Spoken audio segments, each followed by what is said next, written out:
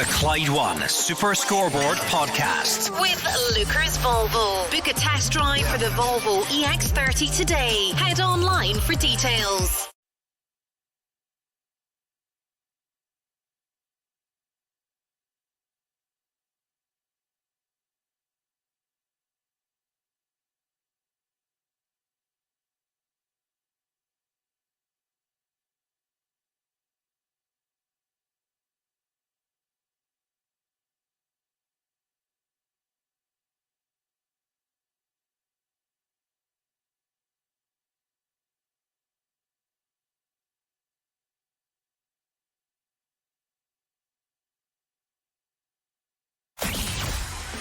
The team with the biggest support in Glasgow and the West. This is Clyde One Super Scoreboard. So game one is done. Celtic win 2-0 at Kilmarnock to stretch their lead at the top. Go top, joining Aberdeen on points, which means Rangers simply have to respond in the eyes of the fans today. We're 3.5 minutes in at Ibrox. Rangers 0, Hearts 0. You've not missed a great deal. Hearts did force an early corner and fizzed one across, but Rangers trying to build a bit of territory. Nicholas Raskin involved again in the midfield after impressing midweek. James Tavernier's back in, remember. He's about to whip in a corner and try and make something happen early on here. Gordon Dalziel, Mark Wilson and Hugh Keevins are watching. It's still time for it to get better, but I have to say that initial corner is not one from the James Tavernier catalogue that will please the Rangers fans. It was a bit high, wasn't it? I've got to think that they've worked on something, or tried to work on something, because Tavernier's set pieces are so different from what they used to be. High and loopy to the back post, and there's so many of them. It'd be hard to think it's a coincidence that he keeps getting at that wrong. But you know, you just give your defenders an opportunity to go and head that away when it's so high and loopy, or the goalkeeper to come out and claim it. So it's been a bit of a slow start for both teams. Not much quality in it so far, but only 4.5 minutes gone. I'm just wondering what James Tavernier would have to do to please the Rangers fans at this particular time. It'll take more than a good corner, but Rangers have to live with the pressure they're under now. 2 teams above them, 12 points ahead of them. It looks Hearts have set up the tactic. They've just got to sit behind the ball, try and hit Rangers in the counter attack, just leave the Rangers back men on it there as Balogun comes forward, slack ball to Jeffrey. But I think the Hearts will just look to frustrate Rangers in the first 20-25 minutes, because the crowd are there to be upset. You know, they know the score at Kilmarnock. They know how Aberdeen got on last night, and they're only too well aware of the gap that exists. So they're there in a vulnerable state. A big one for Neil Critchley as well, this one. I know he's just in the door. He got a few decent results right off the bat, but again, been poor recent weeks. Well, I know he's got one chance. Back post, and it's James Tavernier who finds the back of the net. Goal flashes with M&D Green Pharmacy. Cyril Dessers is claiming the final touch, but that. James Tavernier was the man who fired it in. It was rolled out to the back post. They were queuing up, to be fair. It could have been a number of people. Tavernier fired it in low, but Dessers is certainly giving off the body language of a man who got the final touch. Rangers 1, Hearts 0. Well, that's that game finished then, so we can go on and talk about something else now.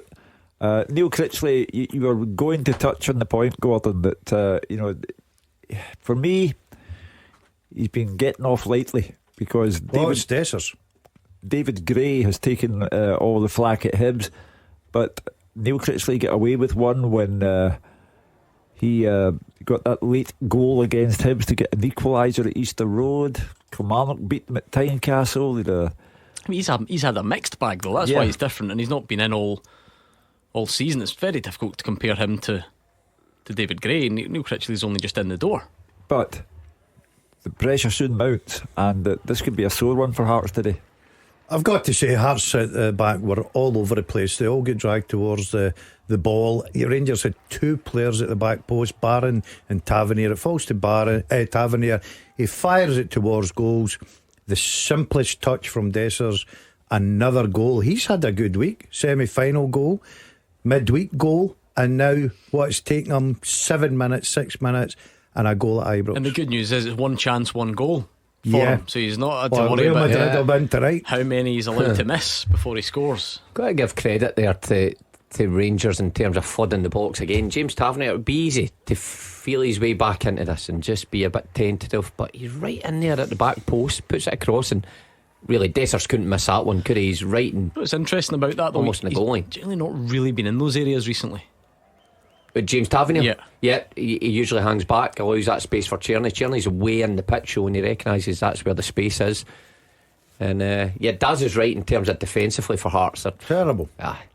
Craig Gordon was looking to get his 100th clean sheet as a Hearts player, and his hopes were dashed after 5 minutes. Now he must be hoping that he can keep it down to a respectable level.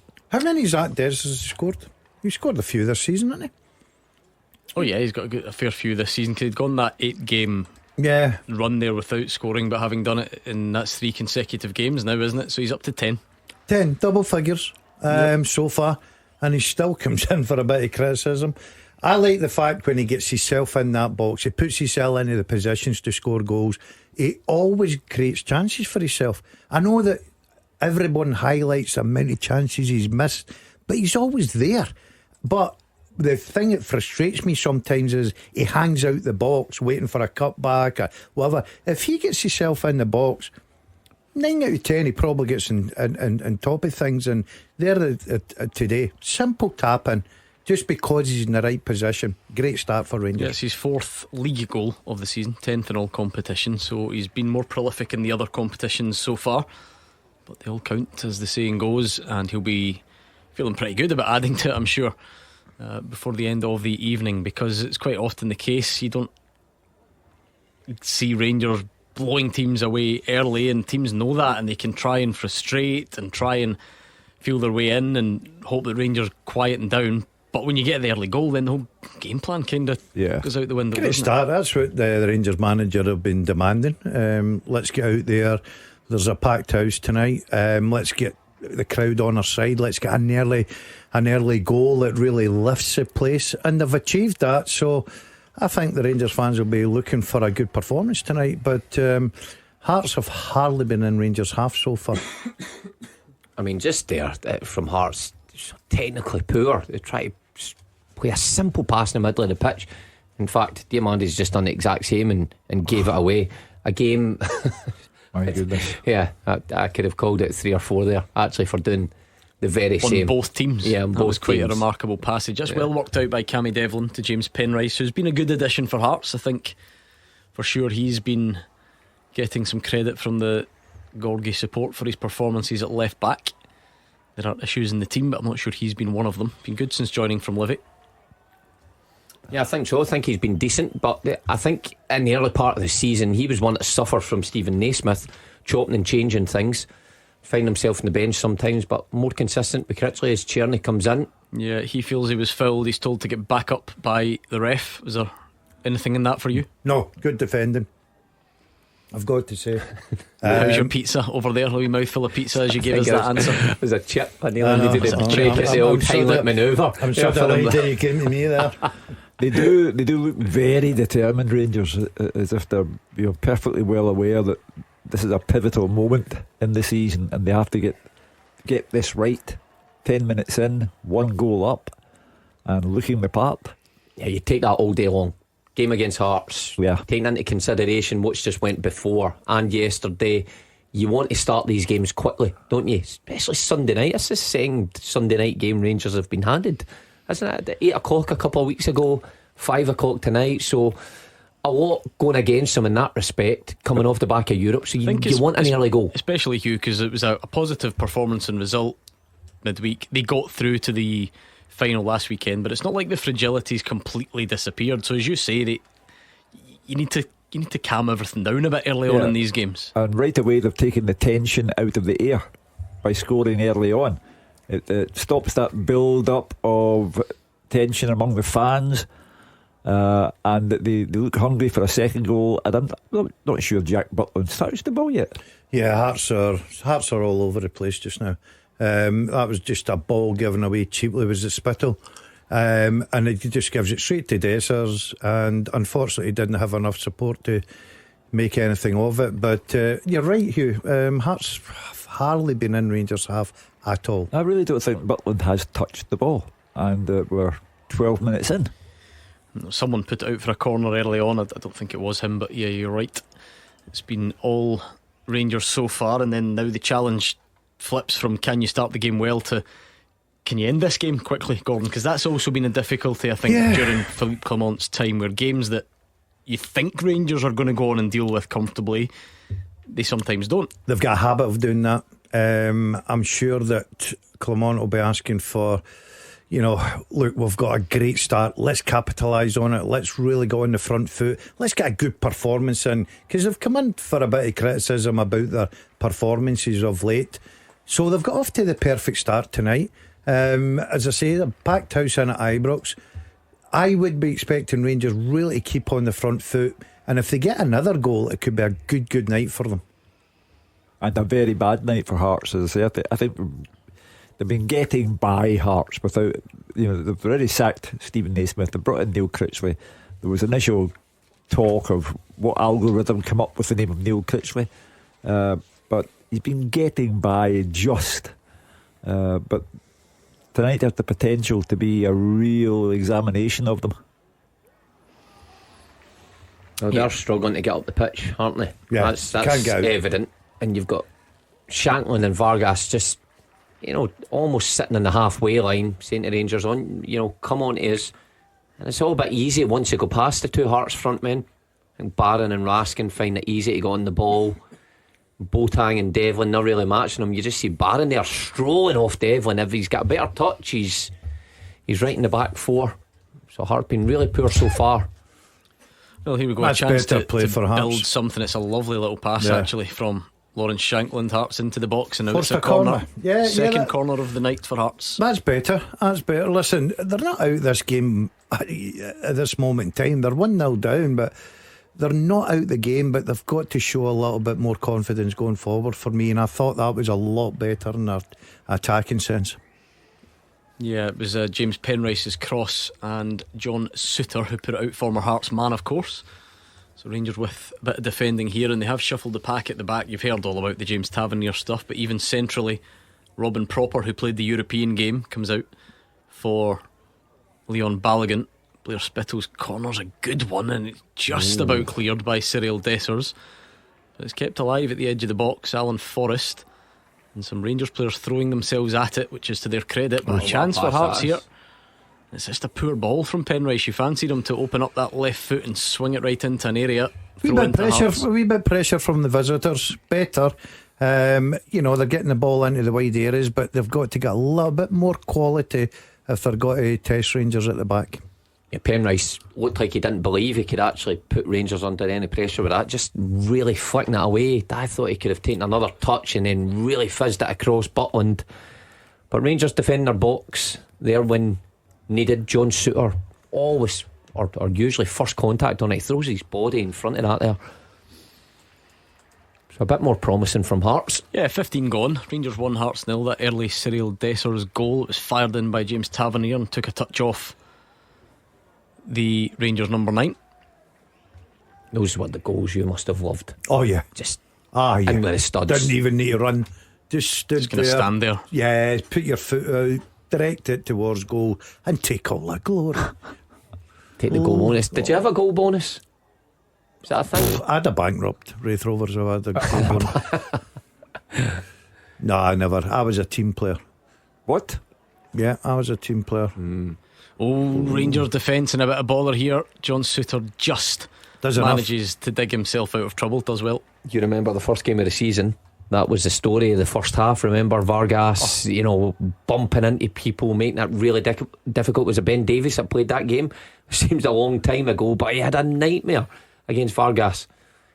Just a brief glimpse of it there, but Souttar recovered. Yeah, much more pressure here from Hearts, and you just wonder if the shot could have been taken on rather than try to be played into the box, because it was blocked and then allows Rangers to come back up the pitch. Yeah, Hearts are starting to find their way into this game. They didn't really cause Rangers any problems in opening 10-12 minutes. They were hardly up the pitch, but they'll need to play better balls than that if they're going to cause any problems. Yeah, the old curly toe there, wasn't it? He tried to play it straight, right out of play. Need better than that. Kilmarnock will be happy, won't they? Oh, with the opening yeah. period, the opening 17 minutes to this, especially coming off the back of a hard-earned point in Olympiacos. Well, you can imagine what it would have been like if it had been nothing each at half time. You know, the crowd just turn on you automatically. But the crowds can see that there's something about Rangers tonight. Yeah, Philippe Clement will be keen not to drop out of it. In the last few minutes, Hearts have maybe started to creep back in. Now it's Rangers just sitting until Hearts reach that halfway line and then deciding to go and try and win it back. So Philippe Clement, I'm sure, will want to keep his foot to the floor. I'm surprised with that. I thought that Rangers would go and really bend the faces of Hearts, press very high up and make them cause them problems. But they seem to be quite happy just to let the Hearts players, you know, and it lets Hearts settle into this game. They've not got off to a great start. They're one behind.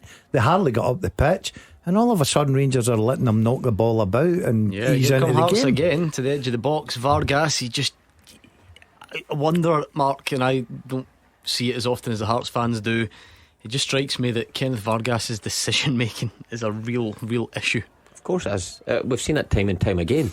He gets into great positions. We've seen it throughout the seasons, and he just takes too long. It's almost like he thinks there's never going to be a defender coming back on him. And once again, he's in the box and he thinks, you know what, I'll get this out my right foot, put it in. And no time. I know he's getting stick for not scoring, and that's part of it, Gordon. You've been there, but Lawrence Shanklin's link-up play in the start of this game has been brilliant. And I know some people say that's not the areas you want him in. I just think it is easy to sort of fall for the headlines and just look at that side of it. Yeah, first and foremost, I like to correct you, I've never been there. But the one thing that he's got is he's a very talented footballer. He's got a good brain, Gordon. Look, he had a brilliant season, not even brilliant last year. There's Hearts in behind again, really doing well in the last few minutes, That's and a that's going to free be a kick. free kick. And Yeah. I wonder if Jeff Day Maybe a bit, surely. maybe goes into the book. It's one of those sort of accidental ones where the fullback runs across the heels of the winger who's already in behind them, and Alan Forrest goes down. Free kick, Hearts in a dangerous crossing position. Hearts are they're building themselves into this game. I think it's down to the fact that Rangers are sitting off them. Rangers have went 1-0 up at Ibrox, got the crowd behind them. They've got to go on the front foot, go and press Hearts, make them make mistakes, get in behind them, cause problems. But they've backed off and they've let Hearts settle into this game. Yeah, Jack Butland's trying to organise his defence in front of him. Frankie Kent is probably the main aerial threat for Hearts. Kai Rolls is in there as well, but not quite as physically imposing as Frankie Kent is. Try to defend this as much like a corner as they can. They've got a man in that front post area. Is it Barami? It's in that front post area. It's kind of like a corner, but it's about 12 yards closer to the goal, if that makes any sense. If you can picture it, Penrice, and he just How can you hit the smashes it wall? off the two-man wall. I was going to say though, Mark, is that an awkward distance because you almost have to try and smash it a bit more He's than trying to put so much pace in it to get it right in front of that front man, to give his attackers a chance. Gets the accuracy wrong. If you're a manager, you're frustrated with that. Of course. You really are. You're in a good position. corner though. Put it in and He cause gets the problems. chance to do it from a more practiced distance. The short one. And it is off the training ground as James Penrice better. puts it back in. Well saved, Jack Butland. Yeah, it worked out well. Just execution poor in the end. Tavernier Gets away with it. it. Great ball. Not sure that's how it was intended, but it got there in the end. And surprisingly, we've not really seen Rangers attack for quite a while now after starting very brightly. It's Hearts who've had the best of the last maybe 6-7 minutes or so. Yeah, there's not a great pace to the game, but I think Rangers fans and Rangers will be happy. 20 minutes in, 1-0 up. But as I say, when Rangers get the ball, Hearts drop off. When Hearts are getting the ball, Rangers drop off. So there's not much pace to this game so far. Here's a good run Yeah, from this is Jeffy though. better. We know that's his strength. Maybe got a bit of work to do defensively, but he's good going forward. And it's a driving run that ends in a goal kick to Hearts though. Really good for Jeff Day there. Great first touch, even better second touch. Just eliminates two Hearts players and then goes forward. Picks out a decent pass, maybe a wee bit behind Dessers. Maybe the front man can do better. He's onside. Actually picks out a good pass. I think Dessers' touch just needs to bring it in front of himself. Yeah, Doesn't get it right. Maybe a touch clumsy from Cyril Dessers. Has a goal to his name already tonight, but couldn't sort his feet out in time there.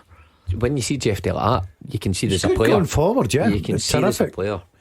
It's a better game now, isn't it? Because you can see, to be fair, Hearts they've not folded, they've not crumbled, Hugh. Exactly. There was a danger that they might have done, but they're sticking to their task, and they understand that the crowds can be very easily upset. This is a really nice move brilliant. from Hearts. Fired back across and then blocked away. It was Penrice's ball in after wonderful one-touch Got passing. to take a touch. He's got to take a touch here.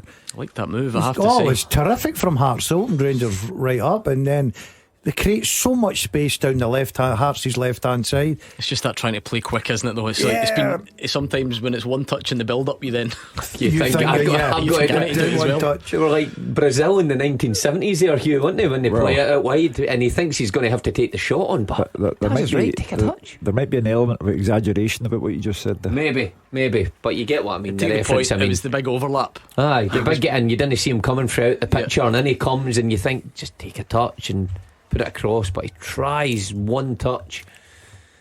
Good play from Hearts. Yeah, it was actually another nice pass from Shankland out wide, stuck under his feet almost, but Nah, Penrice. he's got to take a touch here for me. I think he causes Another problems. ball into the box by Hearts. They're enjoying a little period here. That's the Rangers danger would though, look to when Tierney gets away, but catch well them. defended by Devlin that occasion, just to break things up. But they're making Rangers defend. It's Balogun this time, gets his head in there, makes a block. Yeah, they're by no means out of it. I think a second goal for Rangers before half time would be a severe blow to them, but right now they're hanging in. Having seen the last 10 minutes, 15 minutes maybe even, you'd be frustrated if you're Neil Critchley how you started then. Can you give yourself a mountain to climb? They looked like a team that didn't believe. Rangers were on the front foot. They were never out their half. They were giving the ball away cheaply. And for me, I think Rangers have let them grow into this game. I think if Rangers had went and pressed them very high, getting about them, moved the ball about a little bit quicker, I think Rangers would have capitalised on this.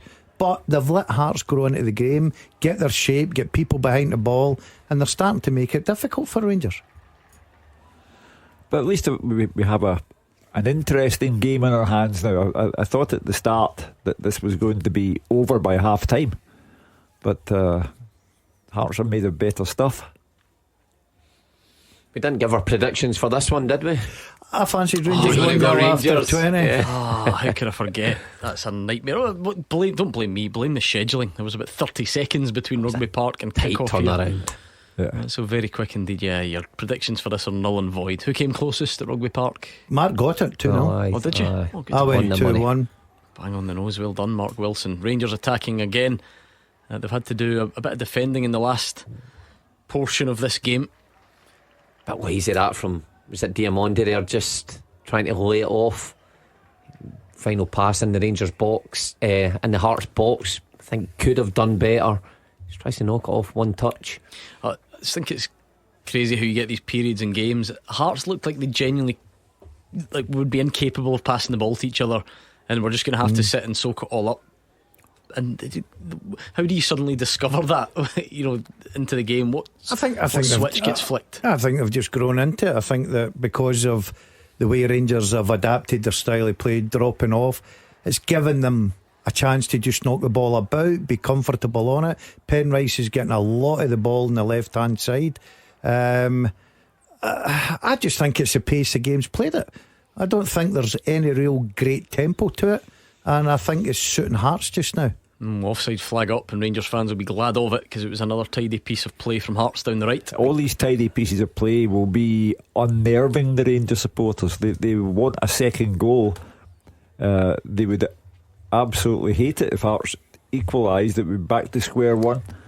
So I can imagine, and Andrew will tell us in 20 minutes time, but I can imagine the atmosphere is quite febrile, to use a Gordon Dale word. Yeah, I think Rangers will be, look, it's not the greatest game in the world, but the most important thing is all about 3 points, especially what's happened today, what happened last night. Rangers can't afford to fall any further behind, so getting the 3 points first and foremost for Rangers.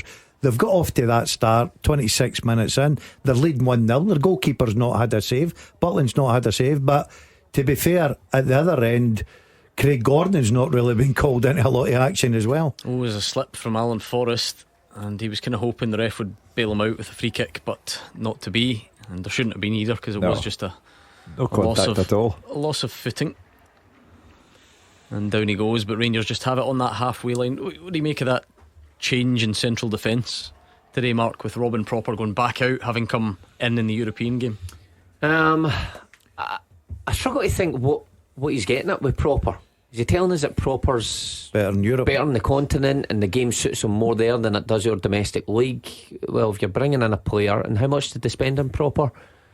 I think it's more the profile as well, not just the fee. You know, the fact that he was the kind of experienced one, being a captain in there, had a visa, clearly meant to replace Connor Goldson. Yeah. But has he not had a couple of knocks, Mark, and maybe just another game after midweek decides to go with Balogun? I think Balogun's a good player, and I think we agree on that. I think he adds pace and he's physical. But what age is Balogun now? 36, I think. The 36. Oh, he's older than I thought. Then you've got to have a nod to the future, and if you're bringing in Propper yet not playing him domestically, then I think it's fine it's fine short term, isn't it? You're just wondering if that, you know, what's the plan? Does Robin Propper, is he just taking a bit of time? Is that maybe what it is? Maybe it will, but to me, he looks immobile. He looks like uncomfortable when he's got someone that is mobile around about him.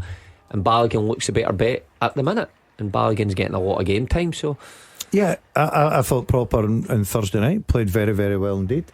I've got to say, it'd be interesting that just maybe the Scottish game's a bit quicker, and he's given them a bit of time to adjust. But Mark's right. If you're building for a future and you're talking about this young team, Balogun, I like Balogun, but at 36 you've got to start looking. Well, Propper's not young either, but I take your point, he's younger than him, but I think it's more just. You highlighted Propper at the goal the other night, and I think you were right. Where on earth was he in terms of the movement of the striker? Just takes him out the equation, and he can't recover. And I think that's the issue Propper has at the minute. So he has to find his feet quickly if he's going to be a mainstay in this back four. But by the way, who is a mainstay? John Souttar, maybe the only mainstay. Everybody else changes every other game. I know if I was a player, I wouldn't like that. I wouldn't like thinking. I think when there's not change every game. When there's not sports science advice, I think Jeffy is probably becoming mainstay, you would say. He was on the bench. Back training now, yeah. He was on the bench the other night, I'm sure. Yeah, he is. He's back involved. So interesting to see how that develops between those two. But Jeffy, look, I think he's done well, and yet he goes to Aberdeen, biggest game of the season, and he's on the bench. Which I think that's he where did put that down to the old sports science thing, but I know you're not always buying it. Here comes Tierney, and Diamande edge of the box, low, and it goes wide. Not many clear chances in this game since Rangers took the lead. It's a good opening though. I think Tierney, that's been a real strength, as staying wide, coming in that left foot. He does get a bit of luck, but he is a danger. He manages to pick out Diamande just at the D at the edge of the box. He drags it left footed, kept it all right enough, but always going wide. Remember when he first came in, he scored a couple from outside the box, didn't he? And I think we all thought that was going to be a real strength of his, Diamande, but they've dried up slightly from that distance since then. I think he's been underwhelming. He's let me down badly, because I put him my player of the year for, especially after a pre-season game I went too early on him. You put him for the country's player of the year this season? Yeah. Still time. Well, I've got Desser's top goal scorer. That's my way out of sort of a, what do you call it? It's just your banker, you think you... Yeah, I went Desser's top goal scorer. Need to catch Nicky Clark and Papa Gay and Nicky Clark on? And Callum McGregor now, interestingly. Alistair Johnson is on 4 goals, and the top scorers in the league are only on 5.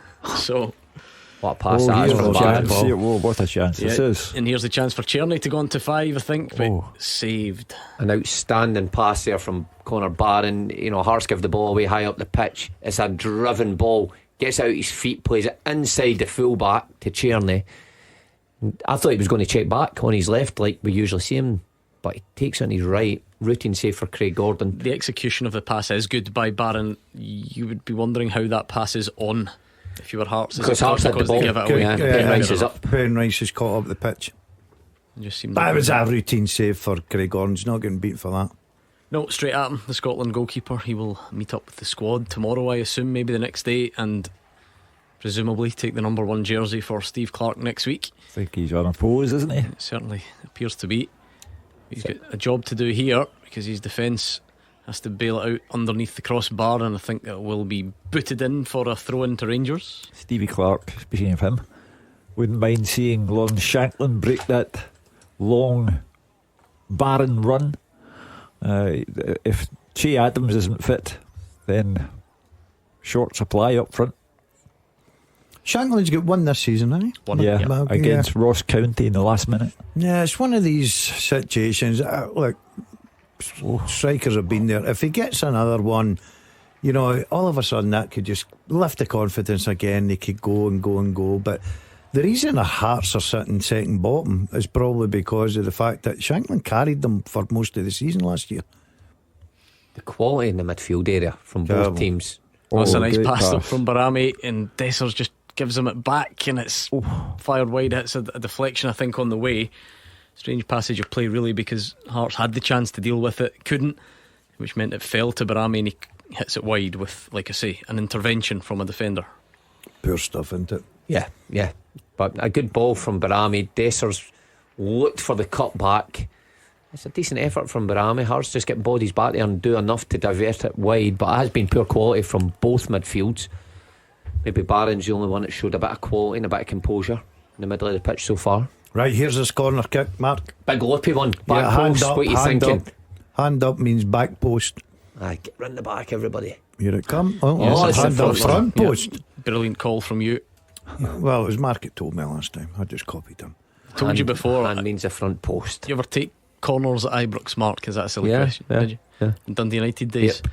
Was it always the same? See, particularly that one. I'm assuming they're all the same. Particularly that one out the tunnel, turn to your left that James Tavernier takes it from. Yeah. There is no room to run up to the Bit corner tight, flag. There's a big slope. Yep. You have to run uphill to take the corner. I think that's so strange. Bit tight. I only noticed it having been down there at that level. It's not something I particularly noticed from TV, and it makes your life a bit more difficult. Oh, it's a short back pass. Vargas is in. He's bailed out by Jack Butland. That is a huge opportunity for Hearts, and they probably should be level. I don't know what Vargas is thinking. Does Vargas almost jump out that? Have I seen that wrongly there? But a terrible error. John Suter trying to play it back, leaves his goalkeeper short. I think on first look Vargas should do better. Butland's very quick right enough off his line to spare Suter's blushes. Oh, Tierney almost got away with it. Beautiful. Like to see this again. I think Vargas he's got to do better than that. What an opportunity this is. It's just slack play from Suter. He looks up, he's in control of it. Terrible pass. Oh, he tries to play it round the other side. He tries to pass. I Tries think to pass to Shanklin. Can he get a shot off though? Butland is very close, no? Can you still think he can squeeze it by? I think he can actually go round him. Yeah. Either way, probably the way he tries to pass it is the best way, because Butland's already down to his right hand side. Vargas just changes direction and puts it round Butland. What a chance for Hearts. Poor play from Suter. And those are the types of moments, Hugh, when you're still got that slight fragility around you. Oh, yeah. The Rangers fans will not have enjoyed that. I don't think any fan base would. Suter will be getting it hot and strong there. And typical of Lon Shanklin season, the ball breaks to him, he just can't remotely bring it under control, and it bounces clear. Corner Rangers though. Well, we're into that dangerous part, the last 10 minutes of the first half. You know, if Rangers score a second goal, you really have doused the flames where Hearts are concerned. So if Hearts went in 1-0 down, they would settle for that, I think. Well, they'll need to defend this corner. Tierney on the right hand side, he's just got to swing two hands up. That means double back post. Not No, means that's short. a short one. Back out to Barami and try to make something happen. He does wriggle away and he slides it through for Barron, but it's only half cleared and kept alive by James Tavernier. Craig Gordon holds. We spoke about Kilmarnock, having to take chances earlier, and they actually had a few. Is that necessity, intensified when you're at Ibrox? It's away from home, and for Vargas to pass that one up, Gordon, you just don't know how many more of them you get. And especially when you're behind. If it's 0-0, right, okay, you're disappointed, but you need something to get back into this game. There's 9 minutes, 10 minutes to half time. It'd have been a great time to score. look, you're looking at Rangers, and as much as they're probably dominating most of possession, they're not really, they're not really putting you under a lot of pressure. Craig Gordon's not had a lot to do. I just think that was a terrific opportunity for Hearts just to get back in, and you've got to take them, especially at places like Ibrox. Yeah, still time for this game to develop before the break. It's nice play from Rangers, Barron. yeah. Czerny, has he overdone it? He just about keeps it alive, but Craig Gordon holds on. Just see Tavernier there, a few opportunities that we usually would see him out his feet and whip that in, but I think he just plays a sensible pass. It's a nice little pass from him into Raskin, turns it round to Czerny. I thought he was going to manage to squeeze that across, but I think Tavernier's dealt with it fine today in terms of keeping the ball, involvement of the goal, kept himself out of danger for the most part of it, and doing what you'd expect an experienced player to do, feel his way back in when there's been such pressure on him. Yeah, he'll be hoping to come through this one unscathed, I think, clearly, given all the focus on his position in the team. And you always get the focus on his position as Rangers captain, but that's an entirely different argument, I suppose. He'll get the blame of something happened tonight. He'll get the blame of it, there's no doubting about it. Cammy Devlin draws the foul from Diomande. I don't think any complaints from the Rangers man. It's a free kick. It's a free kick. But we're just looking at Vargas again. This back pass, he knows it. He's read it well. He's got to do better. For me. He's got to do better. Listen, all credit to Butler, and he really gets off his line quickly and bails out Suter. But I think if you're Heart striker, you've got to do a little bit. I think Mark Wilson hit the nail on the head. He didn't really fancy it. That's what it looked like, Hugh. I just think, goalkeeper charging out, just take the hit, get it round him, take the hit, then let him wipe you out, and you get a penalty at least. I think you just try and even get the shot away. Just try and squeeze it beyond them, any side really. And if he's onside here, Rangers could have something, but it's good recovery. That is what Leon Balogun gives you, good recovery pace. Yeah, and certainly a bigger heart than Vargas on that occasion. Do you know something? Credit to Shanklin, he's not scoring, you could put your head.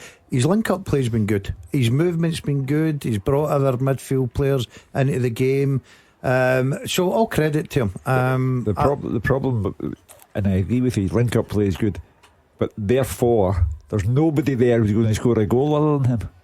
They could do with a hand, couldn't he? Yeah. Somebody pitching in from time to time, just lightening the load on his shoulders. Blair Spittle got a couple, didn't he, in recent games, but Alan Forrest's had a couple since Neil Critchley came in. But you're right, clearly looking for that to continue and to grow in number. But Hearts again enjoying a little spell here, just working it around, and Rangers not really. I think that's what frustrates Rangers supporters. They're sitting off, they're going deeper and deeper. They're like a team that's playing away from home. That goes back to the bigger picture, doesn't it? It's just not their style. They're just not. They're not as intense as many Rangers fans would like them to be. Yeah, and I think that's when they come in for a bit of criticism. Look, if they hadn't scored that goal, I think some of the fans would be a bit restless just now. Oh, for sure. Because it's not been. Look, I watched Celtic and Kilmarnock today, and it wasn't in the greatest, but this is Rangers at home. They've got to up the pace a bit for me. Yeah, even in an attacking sense, because we said, look, there is still time for Rangers to win this comfortably, but when they score, you're expecting a bit of an onslaught, aren't you? You're expecting at least sort of wave after wave. But are we? That's what I mean. Sorry, you want that to be the case if you're a Rangers fan, but you've probably seen this enough to know that it doesn't really come. It's the same movie. And you're right, Gordon, you're going along there. They got off to a great start. I think they look sharp at the beginning. Dessers gets a goal, Tavernier in at back post, and you're thinking, oh, here we go, this is it today, this is when it's all going to happen. And then all of a sudden they drop deep off the game. They let Hearts knock the ball about, settle down, and they've not really tested Craig Gordon at all. Anyway, still time for another moment or two in an attacking sense. 41.5 gone at Ibrox. Don't forget, we're going to give you the chance to have your opinions over to us on the phones at some point soon. We're going to get reaction as well. We'll be keen to hear what Derek McInnes and Brendan Rodgers had to say from the game at Rugby Park. Does Derek McInnes think Rio Hatate should have been sent off late on? A few talking points to work our way through. In the end up, it is a victory that moves Celtic further clear at the top and over to Rangers to respond. As a good tackle there, maybe slightly from the wrong side, but Penrice just gets away with it. think you touched on the right word there, Gordon, with intensity and the lack of intensity from Rangers with and without the ball. You know, in terms of pressing, they don't really get after people. I'm not quite sure what their trigger or what their press is really.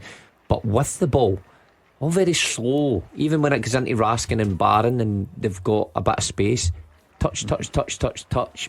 You know, and you look at the real good sides, and you even look at Aberdeen this season, it's 2 touch and they're forward or they're in behind, and Rangers are always so slow in the build up. It gives teams a chance to get back. However, that is horrendous from Hearts, and it really is a gift for Rangers. If Hearts go 2-0 down at the break because of this, they will be kicking themselves. Barami turns back, but Jefty's there hitting it, and he's just going to curve it, but it's corner, off a leg and out for a corner. Well, he's lucky there because that was a terrible effort. He does well to back up. Hearts put themselves into trouble, giving the ball away. All of a sudden Rangers can break on them.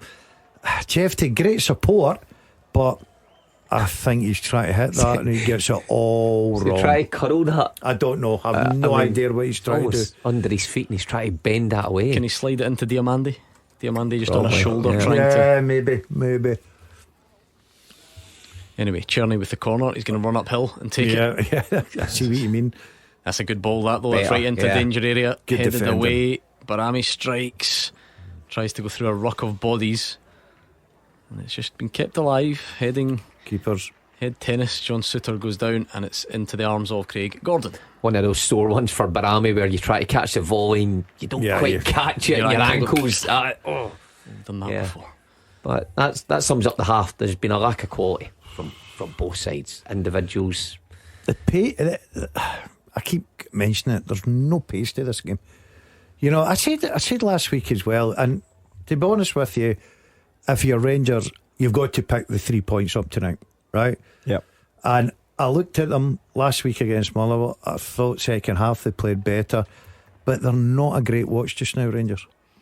Not a great watch at all. I think it's the order of it that can be strange, because sometimes you've seen this before where you start the game but you can't quite get your noses in front, you maybe miss some chances, and then inevitably it takes a bit of a dip, the opposition growing belief. But it's so strange to see it when Rangers do score early. You could not have asked for a better start. If you're a Rangers manager and you're involved with Rangers, you got off to a great start. Hearts looked like they were all over the place, didn't know what they were doing, couldn't pass the ball, giving it away, and you're thinking, right, the minute they centre that ball, get on top of them, the next goal will kill them. They're not coming back from that. What do Rangers do? Sit off the game and let Hearts knock the ball about and settle back into it. Like the manager, I think it frustrates Rangers fans. This, I think it frustrates you as a player as well. When you see, you know, the real successful teams and how they press and the intensity. Even if you're a player, you look at each other and you wonder, why are we doing this? Why can we not go and press a team that have got poorer individuals than us and win the ball high up the pitch? Well done, Barami skips away from a couple. Now it does open up, but the pass is really poor. Frankie Kent keeps it. I suppose though it doesn't need. In fact, there we go. I think we've got no, not yet. The TV companies have decided to take the clock down. Offside. I think they've seen enough, by the way, because it's been brutal stuff sometimes. Yeah, nearly both there. teams are guilty of it. Somebody's down. That would be a blow for Hearts if they had to reshuffle at the back. Not clearly what you want, especially if that's Frankie Kent, because he's definitely the standout of the defenders and he is the one that's down. That will be a big worry that for Neil Critchley.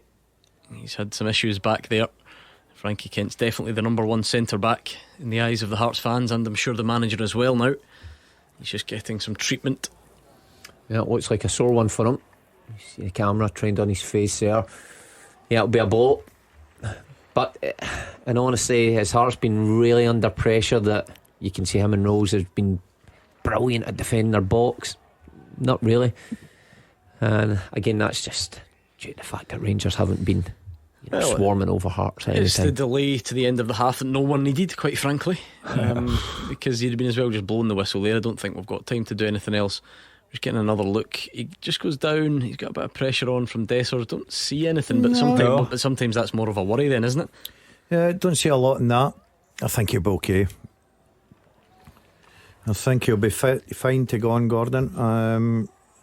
as you say, I think that the sooner this half is over, the better, and then we can look forward to probably more entertainment in the second half. Are you sure? Yeah, it's got to be. It can't be as bad as this. That's it. You keep being positive and talking the game up. Yeah. I'm talking the second half up. Thanks for that. 47 gone. There goes the There we half-time go. whistle. Here is Andrew Maclean. Rangers 1, Hearts 0, the half-time score. A lot of talk in the last couple of days about Cyril Dessers and his chance-taking abilities. He took his first of the game, and the hosts are ahead at the break. It was 6 minutes in, a ball in from the left, dummy from Czerny through to James Tavernier. He went for the shot. Cyril Dessers and a couple of Hearts defenders were in the way, and it was Dessers who got the touch to help it in to put Rangers ahead. He had another sort of half chance not long after that. He got onto a loose ball. He had a lot to do from a wide angle, cut inside, had a shot blocked. His second effort, not really sure whether that was a shot or a cross, but whatever it was, it didn't come off. At that point, with Rangers ahead, you expected them at home to try and kick on, be positive and really take the game to Hearts, but they just seemed to allow Hearts back into it. Hearts had some decent passages of play as Rangers started to drop deeper. Shankland trying to link up, but Hearts just really couldn't test Jack Butland in that spell. Rangers then around the half-hour mark had a few chances. There was a nice move that started with Butland. It was worked to Czerny. He cut inside, laid it off to Diamandi, but he dragged his shot wide of the mark. Then after that, Barron with a driving pass through to Czerny down the right. His shot was beaten out for a corner by Craig Gordon. Then after that, Bayrami with a shot deflected wide. Hearts with one real big chance in the game. John Souttar with a short back pass. Kenneth Vargas ran onto it. He was one-on-one with Jack Butland. He just maybe looked as if he was caught in two minds, whether to shoot, whether to round the keeper, maybe caught in three minds, whether to pass it as well. I think that's what eventually he went for. Tried to square it across to Lawrence Shankland, but Jack Butland got out his goal quickly and made the block. But yeah, Rangers ahead, all went a bit flat after that early opener. Philip Clement will be hoping for more surely in that second half. The Rangers supporters certainly will. The half-time score here at Ibrox, Rangers 1, Hearts 0. The winning team all season long. This is Clyde 1 Super Scoreboard. Half-time at Ibrox in the second of two big games this evening. Rangers do lead Hearts by 1-0, an early one from Cyril Dessers. The captain's back in the team, James Tavernier. He fired one across and it took a touch off Cyril Dessers on its way into the back of the net. At that point, people perhaps thought Rangers would really kick on, assert their dominance, maybe go and add to it, certainly look likely to add to it. But you have to say, over the piece, Hugh Keevins, it probably went a bit flat after that, didn't it? Yeah, there's talking up the game, then there's telling lies. And the game after Rangers' goal fell away dramatically. But the 1-0 scoreline is leaving Rangers in a position where they are susceptible to the sucker punch. Hearts have had their chances, they haven't been brave enough to take them. But we do have a game that is still open to question where the outcome is concerned. And Ibrox will not be in a triumphant mood, it'll be in a hesitant mood. So it's up to Hearts to see what they can do about capitalising on that. How is the mood, Andrew Maclean?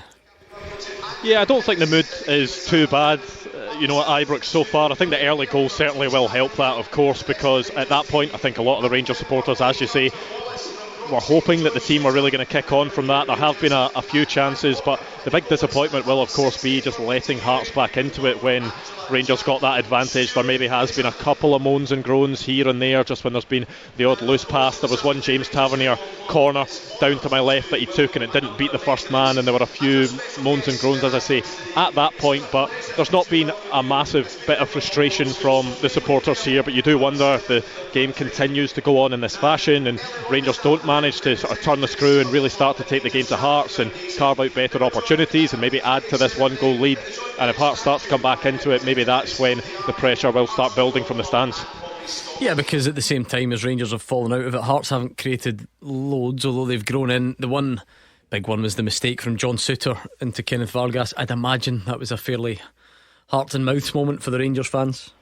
Yeah, definitely hearts and mouths. It was a sort of big intake of breath, I think, from all four stands at Ibrox when they saw the direction that John Souttar pass was going. Jack Butland got out quickly. Obviously it is quite hard to tell exactly what Kenneth Vargas is trying to do on first view, but you guys described it. He probably made the wrong decision, didn't he? He could have rounded Jack Butland, he could have gone for the shot, maybe tried to square it, I think is what he did for Lauren Shanklin that didn't quite work out. John Souttar definitely has his goalkeeper to thank, but that's just of Rangers' own doing, is letting Hearts in there. Hearts haven't really been too creative. They've had a decent share of the ball, you'd say, in that first half. They've tried to make things happen, but they've not really cut open Rangers at the moment. They'll maybe have a bit of confidence that they could do something in the second half, just given the fact that they have been allowed the ball. The midfield, both midfield, should say, have been given the ball away at ease at times. So Hearts, I think Neil Critchley will be hoping that they take better care of the ball and can maybe find that pass in the final third. Rangers will be looking to just try and impose themselves on Hearts a bit more and not sit as deep as they were for that middle spell of the first half. Yeah, I'm surprised at Rangers. Look, they get off to the best start possible, and you've got to say it was a good goal. Well worked down the left hand side. Comes to Tavernier at back post, fires it across Dessers. Simple tap in, goal. Great start. And I was waiting for Rangers to kick on, because Hearts looked like they didn't know what was happening. They looked at each other. They're looking for somebody to stand up and take the ball. They were giving the ball away, and all of a sudden Rangers, surprisingly for me, just dropped right off the game, and it allowed Hearts to knock the ball about, get a few touches, grow into it, a bit of confidence. Vargas has got to do better. All credit to Butler, and he come off the line very, very quick, made it hard for him. But for me, a top striker's got to do better there, and you don't get a lot of chances. That could have brought Hearts right back into the game. I'm looking for a bit of pace into this game in the second half. Apart from that goal, and as I said, it was a good goal, it's really been a dull 45 plus minutes of football. The only thing that can be said of a positive nature is that 1-0 does not suggest in any way that the game is over and done with. There's room for Hearts to score an equalising goal, which would set Ibrox alight, or Rangers get a second goal, and at that point, forget it. Hearts will remain second bottom of the table. Edinburgh will be the depressed area of Scottish football, bottom and second bottom, and Rangers will have addressed the core issue, which was to avoid going 12 points behind Celtic and Aberdeen. So we still have a game with twists and turns to come. I think if Rangers come out in the second half and up the pace a bit and get in about Hearts in the sense of going and pressurising them high up the pitch, they'll win the ball back. I think Rangers could go and win this game comfortably, because I don't see a lot in the Hearts side. The only reason that Hearts are dangerous for me right now is because I think Rangers just drop off. They've not been sharp round about the ball. If they up their game in the second half and get the second goal, it could be a comfortable night for Rangers.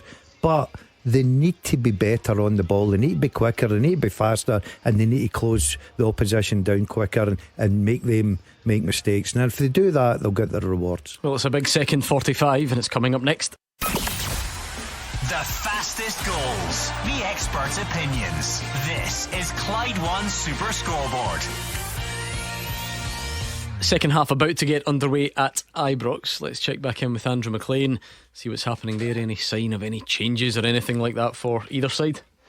Yeah, just having a look and seeing the substitutes out on the pitch warming up. I think only 7 of Rangers outfield substitutes are out there. I think Robin Proper is maybe the only one that's not out there. You'd be surprised if Rangers change anything at the back, despite obviously that error from John Souttar. Rangers have handled the balls into the box from Hearts so far, so you wouldn't imagine that will be the change. Where would the change be? I don't know. Mohamed Diamande maybe hasn't impressed too much in that midfield three. Could that be the change? Would it be a case of moving Barami more central, bringing on someone like Ross McCausland? There's also Yanis Hadji as well, who is back from his suspension and could of course make an impact today as well. For Hearts, not sure there's going to be too many changes for them either, but yeah, I think they'll need to take better care of the ball when they're moving up the park. They have been given a bit of time on it from Rangers, but just haven't been able to progress the ball very well. You'd expect that it will be probably the same starting 11s that the two managers will go for, but we'll wait and see when the teams come out the tunnel in a couple of moments' time. Yeah, I think that will encourage the Rangers fans, though. Andrew, the bench for so long looked particularly weak. It seems to be at least getting there, because of course the difference from the other night is players like Danilo, like Yanis Hadji that you mentioned, are not in the European squad and are now, and maybe injuries starting to slightly clear up to give just a slightly fuller look to it all. Yeah, definitely. I think there's certainly signs of life from some of the players you've mentioned as well. You look at Danilo came on against Motherwell, and I think just Rangers looked a bit more alert in the final third when he replaced Cyril Dessers in that game. Yanis Hadji, of course, got sent off when he returned from after that contract issue was sorted out. He got an assist in that game though, fizzed a ball to the edge of the box that Rangers ended up scoring from, but now back from suspension, can maybe just offer something a bit different, maybe not as mobile as some of the other options, but does have quality with both feet. Hasn't really been given much of a chance since his return because of that suspension, but he's maybe the type of character that Rangers fans will want to see come on, the likes of him, the likes of Danilo, the likes of Hamza Igamani as well, who certainly in cameos has looked impressive, maybe not impressed as much when he started games, but it could be maybe the type of game today where he comes on and makes an impact and shows what he has shown in some games. I think particularly was away at Tannadice against Dundee United was his first real cameo, where he came on and Dundee United weren't really able to deal with him, was holding the ball up well. So it remains to be seen what Philippe Clement will do in terms of changes. Just looking at the team, with both teams making their way out onto the pitch at the moment, there aren't going to be any changes for either side, so both teams will continue as they were in that first half, and we're just about to get back underway at Ibrox. Clyde One Super Scoreboard. Goal flashes. With M&D Green Pharmacy. Get your essential medicines and vaccines before you head off on holiday. Well, there we are. Rangers are leading at the break, and I know the end of the half, Hugh, clearly didn't inspire, but I suppose being one up at the break is a good thing, and if Rangers can start the second half like they started the first, they probably will go on and win it comfortably, and then the rest doesn't matter a great deal. Yeah, I see it as a very simple equation. If Rangers score the next goal, the game is over. Hearts are in here, and Jack Butland stayed on his line, and it's a dreadful touch, and it's hit the post from Vargas. He has had two unbelievable opportunities, and just based on them, Hearts not only could be level, they could be ahead, Gordon. He never looked like he was going to score that for me. A great touch from what a great ball from Shanklin. I was expecting Butland to be out, but Vargas' first touch is terrible. It's absolutely terrible. There's no composure. He's one of these guys, look, he works very hard for a team, but he's frustrating. See if he gets time to think about it, he never ever scores goals. He's got to do it when he's not thinking about it. It just comes natural to him. Great run, terrific ball from Shanklin, but couldn't ask for a better start to the second half. It'd been the other way round. Vargas ball to Shanklin. You've got to think there might have been a better outcome for Hearts. Mark, you cannot generally, maybe change, but you cannot generally, you can't miss two one-on-ones and then be confident that you get something from the game. These are proper chances. These are much clearer than anything we saw from Rangers in the first half. They've got to score them. Yeah, especially that one, because Vargas, Balogun's 5 yards off him, he's through 1-on-1, he's got plenty of time. That's his right. His first touch is horrendous. Lets the ball get away from him. He almost allows Butland to nick in, and he hits the post, and it's a terrific chance. But great play from Shanklin. What a touch it was. Easy from the Rangers back four. They just dropped off him, let him pull it out the sky and play it through. I think Raskin goes to header it and completely misjudges it. And then after that, it's all about Shanklin. Great touch, great turn. The weight of the pass is brilliant, because it really gives Butland a problem. Doesn't know where to come or stay. Decides to stay. Probably picks the right choice, because Vargas, no composure whatsoever in the ball. We said it in the first half, Mark. It's understandable. He will need to start scoring again at some point. It is not enough to just play nice passes around the middle for the rest of time. However, Shanklin's link-up play is excellent, and I just feel like maybe people are forgetting that you can contribute to the team in a number of ways, as long as other guys are doing the goal scoring bit. Yeah, and Vargas, that's... No, hold on though, here comes Czerny. It's blocked, but it might sit for Barami. It's just squirming away from him slightly. I'll get your thoughts on that brilliant question I asked you just when it I'll store my answer. Take it away. It seems to have petered out. I was just going to say, it's the problem. That's the problem area of Vargas's game. When he gets into the box and he sees the whites of the goalkeeper's eyes, he just stutters, and it's been the case for too long. I think he does a lot of good running. He's got really good pace. He's a problem. He's strong physically as well, but finishing isn't his strong point. And when Shanklin's linking up the play, that's why I said they need someone who can take those chances alongside Shanklin. I don't think they've got anybody like that on the bench. Vargas is maybe your best bet just now. Maybe something to look at in January for Neil Critchley. Well, if you get nothing out of the game, you've only yourselves to blame under these circumstances. But I don't think you need a vivid imagination to wonder what the atmosphere is like at Ibrox just now, because Hearts have started in a positive fashion. OK, they should have scored, hit the post, but the Rangers fans are saying, hold on a minute, is this going to be another one of those nights?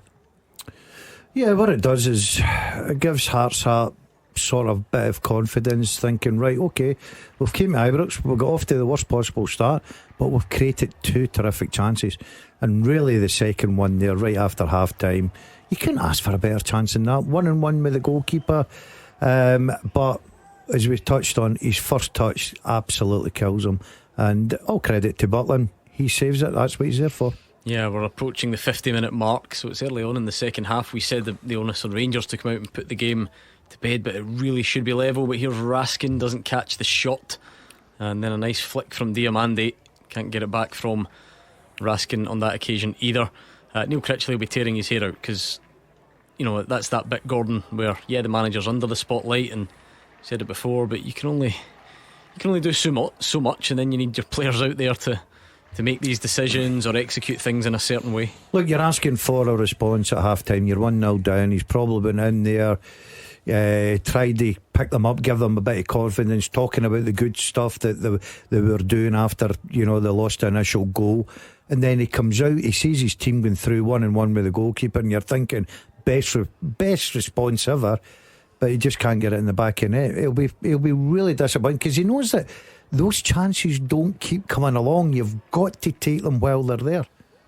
No doubt about it. Hearts have started the second period better. Take away that chance, I think they look more in control of this period. They give a foul away in the box at Shankland accidentally on Suter there, but they're looking to piece things together. Worked it nicely down this left hand side just minutes ago as well. So a decent start to the second half from Hearts, and therefore Ibrox is slightly nervous, because an equaliser for Hearts would be unthinkable for 49,000 of the 50,000 in there. Bit like the Hibs game this at Ibrox not so long ago, taking on the same form where Hibs had plenty of the ball, plenty of opportunities, didn't take them. Rangers got out there with 3 points. It's a Achilles heel for Rangers just now. They get off to a terrific start, and they never just go for a juggler and really see teams away. Never blow teams away, Rangers. I know that you can go back to Ross County at Hampden when they won 6-0, but apart from that, you don't really see them.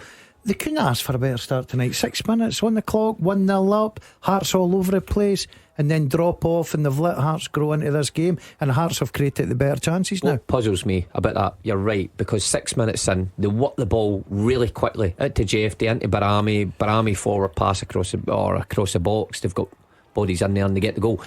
Everything else has been backwards. Balogun is Suter to Tavernier, backwards, touch for Raskin, for Barry. It's been really slow. The one time that they've moved the ball quickly, they get a terrific goal, and then they just don't do it again. You think, what if that's where you're getting success? Why not try to replicate that? Would you like to start hearing some reaction from Rugby Park? Why not? We go for the winning manager first, Brendan Rodgers. Yeah, well, it was a brilliant win for us. It was never going to be like last Saturday or Tuesday. It's Kilmarnock, or what they do exceptionally well. Very direct. They get it forward. There's no combination. It gets up there, and you got to fight, and for that the players deserve a huge amount of credit, because they showed another side to the team. So so pleased.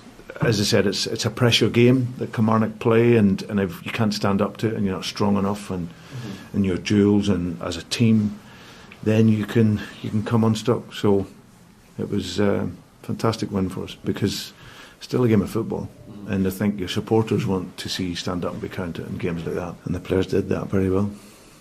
Is that a game that maybe 12 months ago we wouldn't have won? We would have suffered more, I would have felt. Yeah, I think that we did lose them. That was the reality. We lost in that first 6 month period. But now I think you see the difference in the team and the structure and the togetherness, the spirit, everything that you need to win a game like that. Because, like I said, you come off the back of 2 absolutely brilliant wins. You've got to come here. It's not going to be all about the football as much as you want it to be. It wasn't, but showed another side to our game, which is very important to have. I think praising resilience rather than brilliance. He knew that Celtic dug in for victory, and that was sufficient for the manager given the nature of the opposition. So Brendan Rodgers, I think, happy, and knows that some days it will look like that. It can't always look like 6-0 Aberdeen or 3-1 against Leipzig. We hear these statements a lot and you'll never really know, but maybe a bit of accuracy there that last season maybe they don't go over the line. Maybe along with all the tactical and technical improvements they've made, there's a mentality that comes along with that. Yeah, I totally agree with that. I think he'll be pleased with the clean sheet as well. It wasn't pretty, let's be honest. It wasn't what we were expected, especially over the last 2 or 3 games that Celtic have played, but they found a way to win.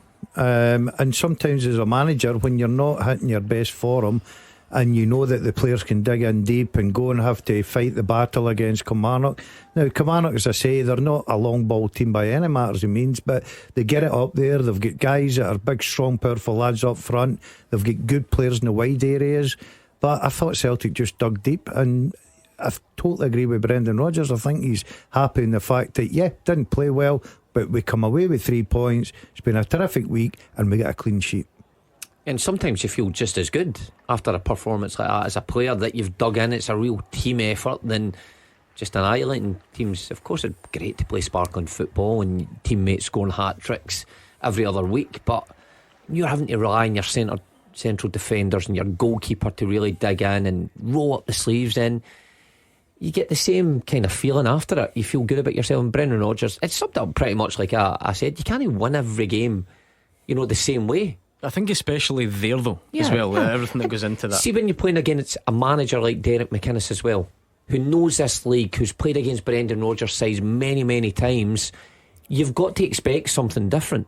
And Derek went a different way. Derek went man for man. He went 5 players in Celtic's half when they were trying to build, which is brave. A nice ball through for Hearts. If Penrice can keep it in, he can keep it in, but it just crosses it into the arms the of Rangers Jack fans Butland. can't be happy with the progress of this second half. Long periods of Hearts possession, isn't it? They look like the home team, Hugh. Yeah, the Rangers fans cannot be happy. It must be very, very twitchy.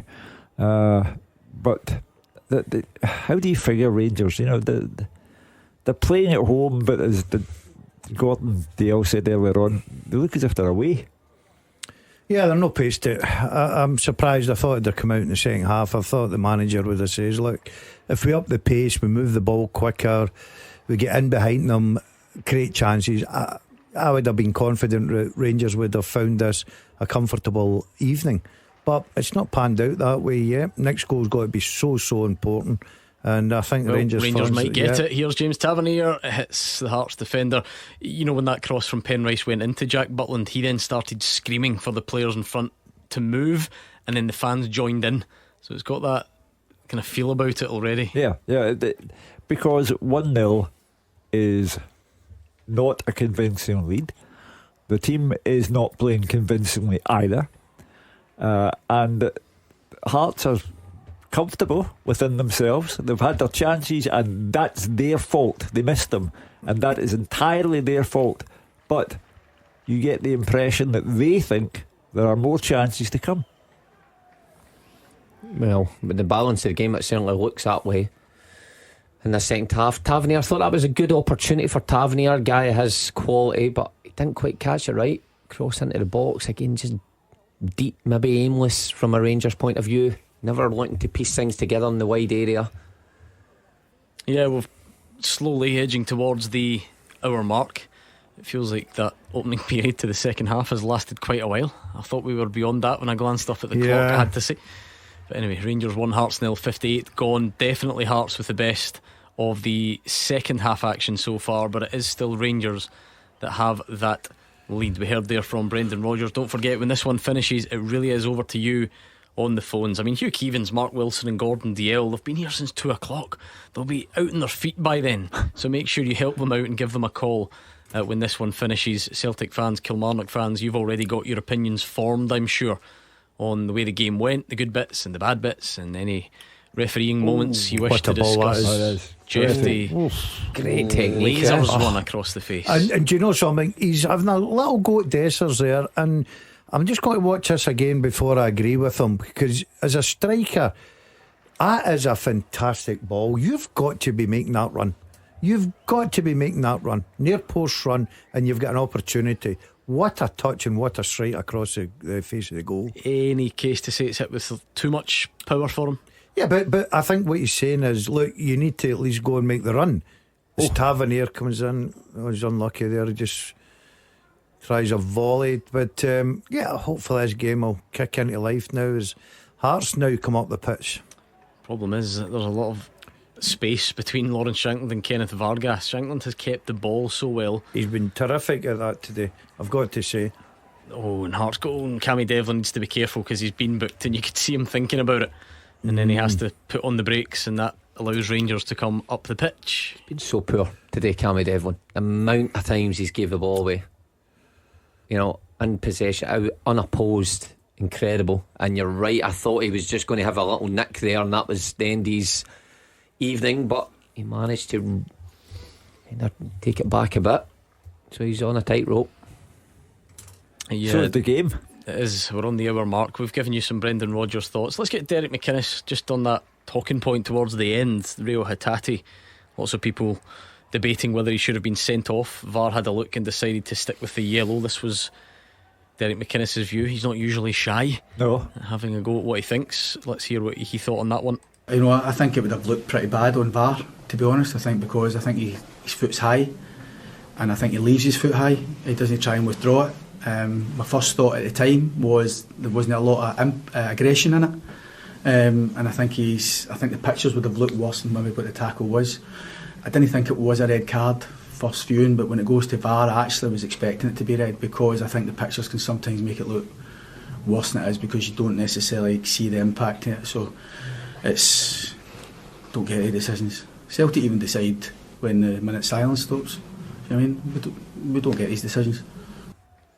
I don't quite follow that, but he's been honest. He was uncertain, took a look at VAR, and then made his mind up that I think Rio Hatate possibly got away with one.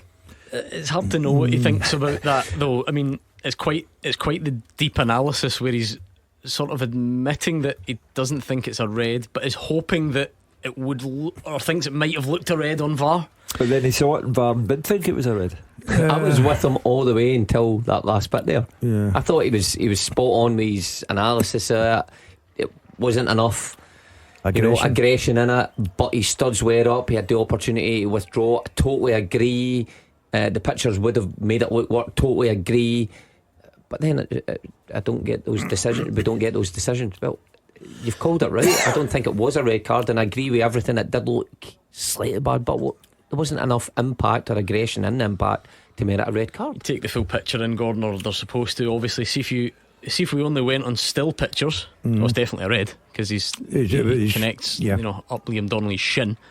You go at full speed, that's where the intensity would come into it. Is it one? We never admit these things. Is it one of them that can go either way, and it's actually not a big? Yeah, I totally agree that it can. I'm slightly leaning on the defence of Hatate. I don't think there's enough aggression in the actual tackle. I think aggression's the wrong word. Intensity. Then. Okay. Yeah. In the tackle, force. I think his foot's certainly up. There's no doubt in that. You wouldn't have been surprised then, as he says. If he goes over and he looks out again and decides not. It's a position your foot's up, it's very high, then it's a red card. I think Derek deep down inside thought, look, it's not a red card, it's not that bad a tackle, but it could have went either way, but me personally, I didn't think it was a red. But if you don't think it's a red, and then if it goes to VAR, you still don't think it's a red. It doesn't matter if they have a look at it, you still don't think it's a red, because you've played the game, you've seen it in real time, you know kind of what that situation looks like. So I don't get the whole once it goes to VAR then he was expecting it to be a red. Derek McInnes has been a long time opponent of VAR. He just thinks it's a waste of time, but it is here to stay, and VAR looked at it, and VAR is the ultimate judge and it said no red card. So the references to we don't get those decisions is just a manager frustrated by an afternoon in which his team played very well, didn't take their chances, and lost to a Celtic team who didn't have the best of days but dug in. I think this week, you never know, it might be one that's included in Willie Collins' review. I don't know what the clips would be. It'd be interesting to hear, because actually I think sometimes, and this is what can be annoying about VAR, this is what people maybe don't like about it, but we sometimes forget that a lot of it comes down to, what does the referee see? What does he say that he has seen? And then therefore can the VAR contradict that? So as an example, and I don't know, but if Nick Walsh says to his VAR, yep, well, I've seen Hatate go in, I've seen his studs, I've seen it connect with the shin, I just don't think there's the intensity of the force there for that to be a red. Can the VAR then contradict that? Right, do you know what I mean? Is that a fairly accurate representation? Can the VAR show him something that really contradicts that? That's then what the challenge is. And this comes back to the whole notion of, or should they just let the whole thing be re-refereed? So there's a few sort of frustrating aspects to it for many people. Anyway, Alan Forrest gets to the byline. It's well defended James Tavernier, but the game's not really changed. You would still... Hearts are a better side in the second half. Ibrox will be going potty. Tell you what, it was a horrendous pass inside from Tavernier, and he actually puts his head in his hands as soon as he makes the pass, and he's lucky that Forrest's touch is poor, because Hearts managed to get into a wide area, but his touch is poor, Forrest. That allows Tavernier to get back. Rangers have been poor second half, and there's another poor ball from them. My goodness. To make some changes, I think Casemiro is going to come on, and Sterling. So looks like Tavernier's after there that. was a chance for Hearts. It was just begging to be knocked in by Vargas, but Suter got there and headed it away. It's getting very restless, Hugh. It could be no other way, because since the second half started, Rangers have been passive, and Hearts just plenty of time to get on the ball, and the Rangers crowd are fearful. I think that's the word. They are fearful that there's going to be a goal conceded. See, given the day Vargas is having, I think he's secretly glad that Suter got a touch on him. I've seen those before. Get there, John, get there. But it'll be interesting to see. Well, I think Jeffrey looks like he's struggling, so you're looking at maybe Casemiro left back and Sterling at right back. Taking the captain off again. Yep. You would imagine that, or he's got to play Sterling in the middle of the park and substitute one of his midfield players. He could change pretty much anything, couldn't he? He needs to change something, because it's not good enough. It's also a bit of a strange one, Hugh. They've been stripped for 7 minutes now, Casemiro and Sterling. Weird. So maybe just waiting for the game to reach a certain point. But John Suter sliced one. Jack Butland scrambles, and well done to the goalkeeper. He keeps it in just. Well, it's just messy from Rangers. Yeah, it's sloppy all round. And that's what drives the stadium into a state. And it's not James Tavernier's fault that. So you've got to look beyond James Tavernier, and all of the outfield players could be having a look at themselves for their second half display. Well, your man is coming on as well, Mark. Have you still kept in touch with him, have you? He's a man that you want on. Bit of quality. Well, speaking of quality, the real moment of quality for Hearts in the win against St Johnstone last week was Benny Beningame, wasn't it? The run, and he slid it through for Vargas, and he's going to come on, Beningame. So double change for Hearts pending. Might be some life in Vargas yet. Maybe one more opportunity. Or in the final third again. Then I don't know if he would be the one to come off, would he? Or would that then push Shanklin further up? I would maybe look at pushing Shanklin up. But I think the problem clearly with Hearts is that balance of Devlin. It'll be Devlin, surely. Vargas has his limitations, as we've seen, but if you take him out, where are the legs? Yeah, it's Barron is coming off. Connor Barron off for Dujon Sterling, so it looks like he will go into the middle of the pitch. Yeah, I would be surprised if he took Tavernier off there. I really would. Well, the fans are booing that substitution loudly. Yeah, I wouldn't have taken Barron off. I would not have taken him off. He's taking Tavernier off. I would have taken Tavernier off, which he is doing for Casemiro though. So Jeffy must be alright. Loud boos at that substitution. which is, Yeah. I mean, Rangers are winning this game in 68 minutes gone, Hugh, so that tells you what they think of it. Yeah, 7 o'clock can be very interesting when the calls start to come in, because the Rangers fans don't believe in this team. They don't believe in this manager.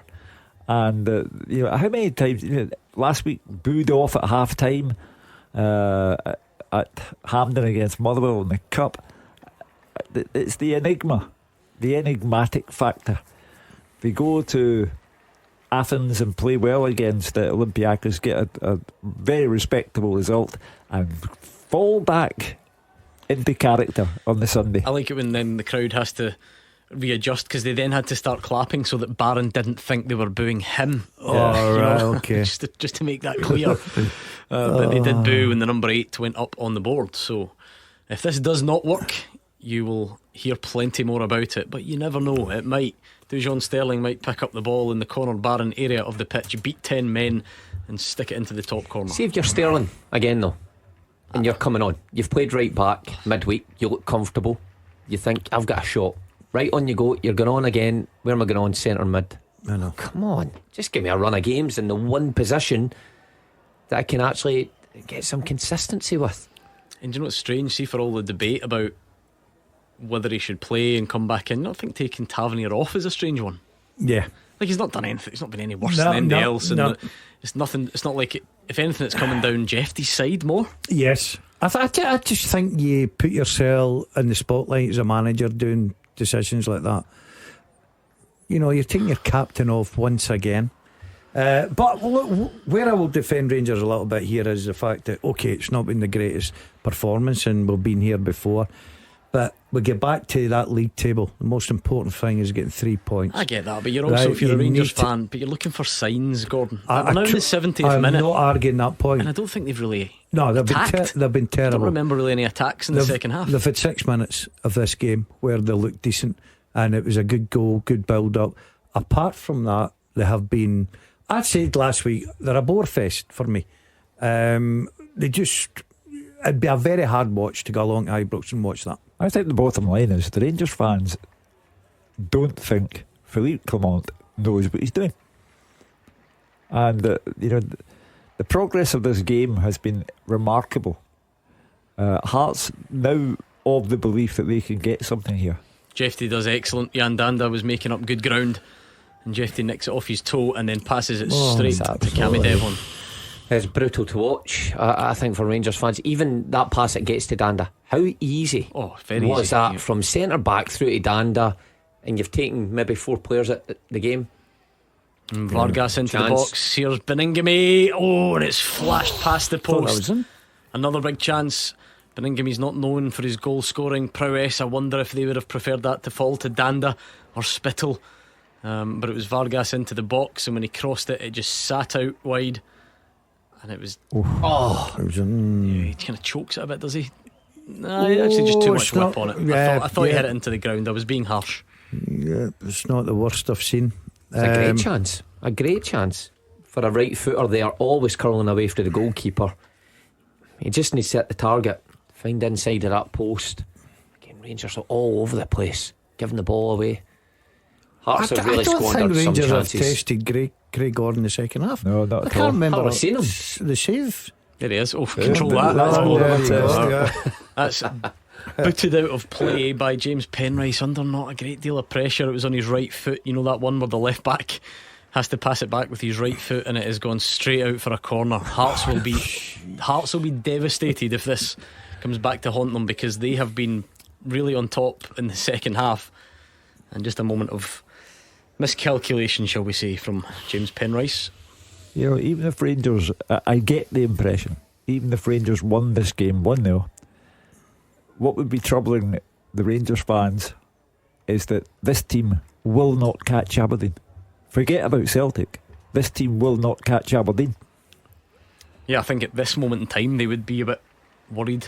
But Hearts have not managed to get beyond Jack Butland yet, and there is still scope, I suppose. Actually, this succession of corners is more than Rangers have managed in the second half. This is at least a bit of territory, a bit of pressure. Czerny's ball in, and it's just nipped away as Balogun tried to get round the back.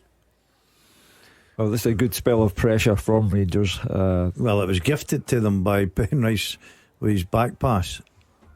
Yeah, it was really slack from Hearts, and I think that'll be a free kick. Yeah, just a really touch. slide in like that, Diamande. But it's going to be a yellow card for Diamande. Yep, I think so. It's a daft one, down by your own corner flag. Yeah, you try to put a little bit of pressure on. Just stay on your feet. Don't give it.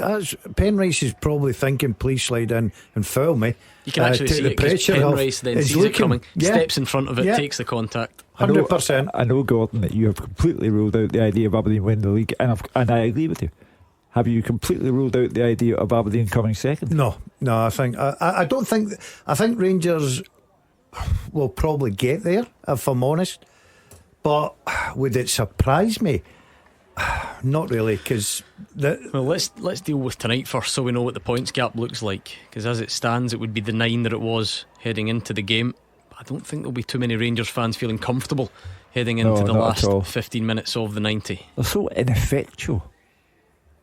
The Hearts have just dominated this second period, which is a huge surprise.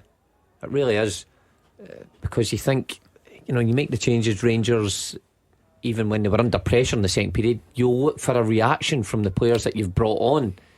I'd like to know specifically the second half possession stats. I'd be interested in that, because obviously with Rangers at home, even if you're getting a bad version of them, they should really still dominate it, shouldn't they? Yeah, maybe they have. Sometimes the mind plays tricks on you a bit, but just particularly the second half, I would wonder. In fact, right now is the game overall, it's 51-49 to Rangers.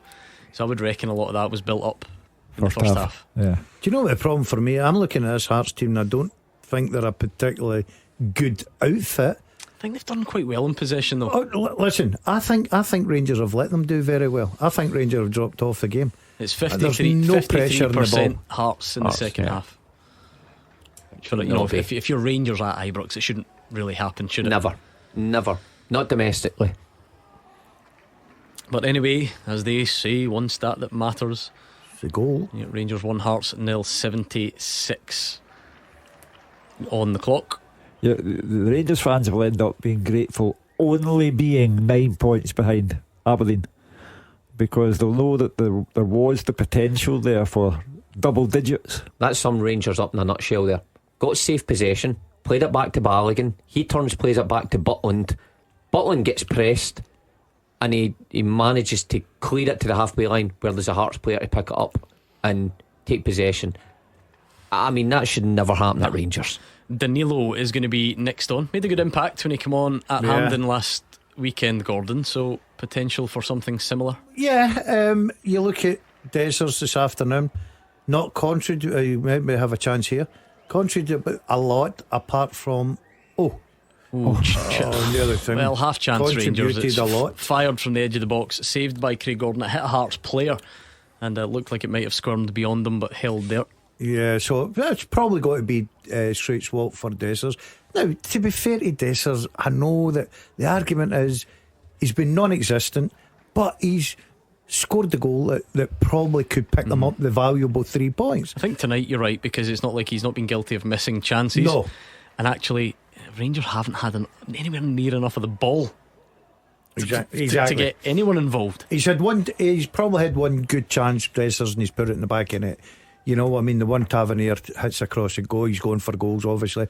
He's in the right position, puts it in the net. Apart from that, he's not really affected the game. Danilo is next on for Rangers, and it is Cyril Dessers. He doesn't look too chuffed, but then he scored a goal and he's done okay, Mark. There will be nights where he can be seen as Rangers' problem. I don't know if tonight is one of them. Well, no, certainly not. And I mean, it looks like at this rate he's going to be the match winner again for Rangers. But you're right, there's so many more that the blame should lie at in that Rangers team than him tonight. Not had any service, really. Maybe he could have made a move for that one Jeffy Cross, but that's really nitpicking. But the players behind him have just been so void of anything. Creativity, movement, accuracy with passing.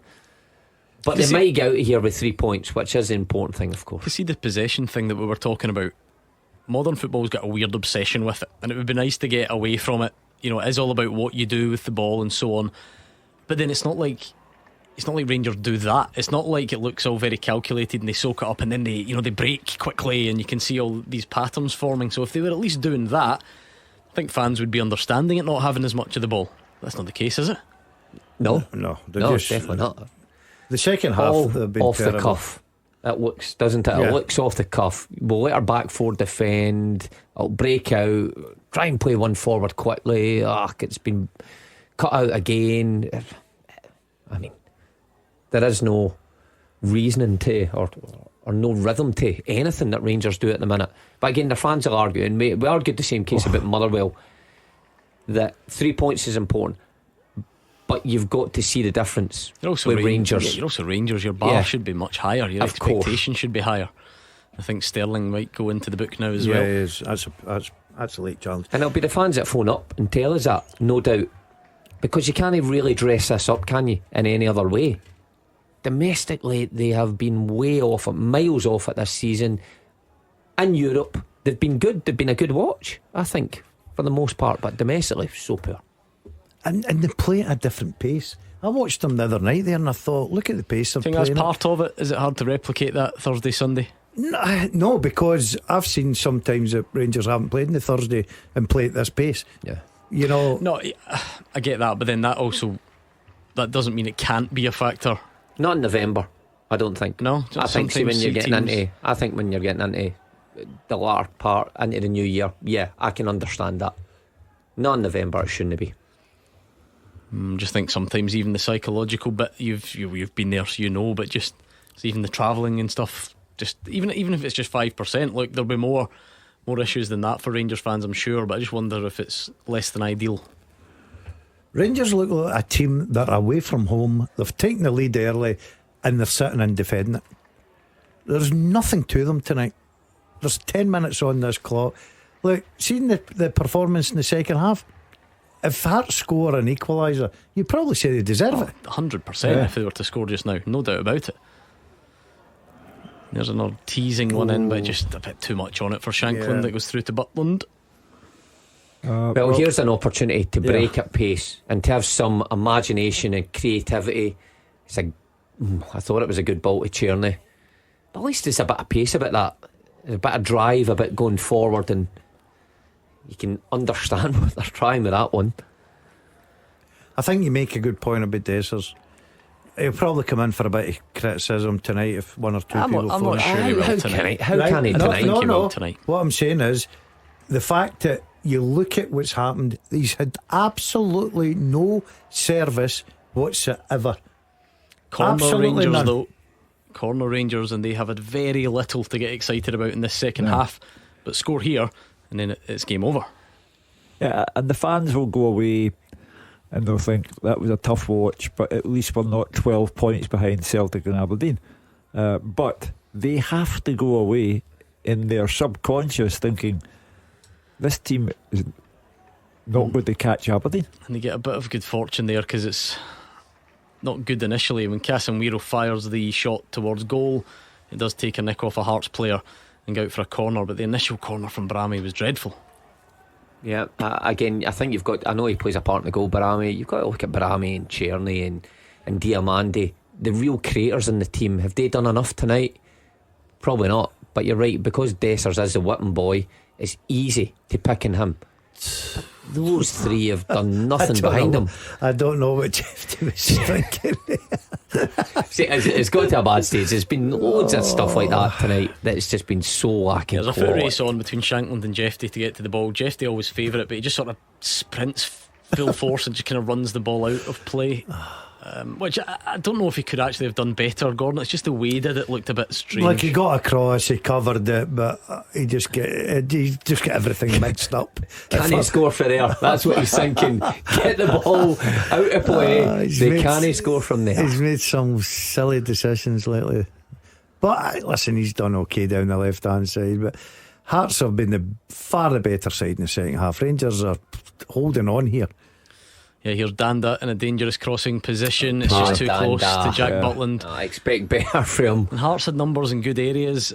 there was I think 3 or 4 in the box, and Jack Butland's a big old unit. If it goes anywhere near him, it makes it a bit easier for him to come and collect. Yeah, but you need better quality than that. You need better quality if you're going to cause problems.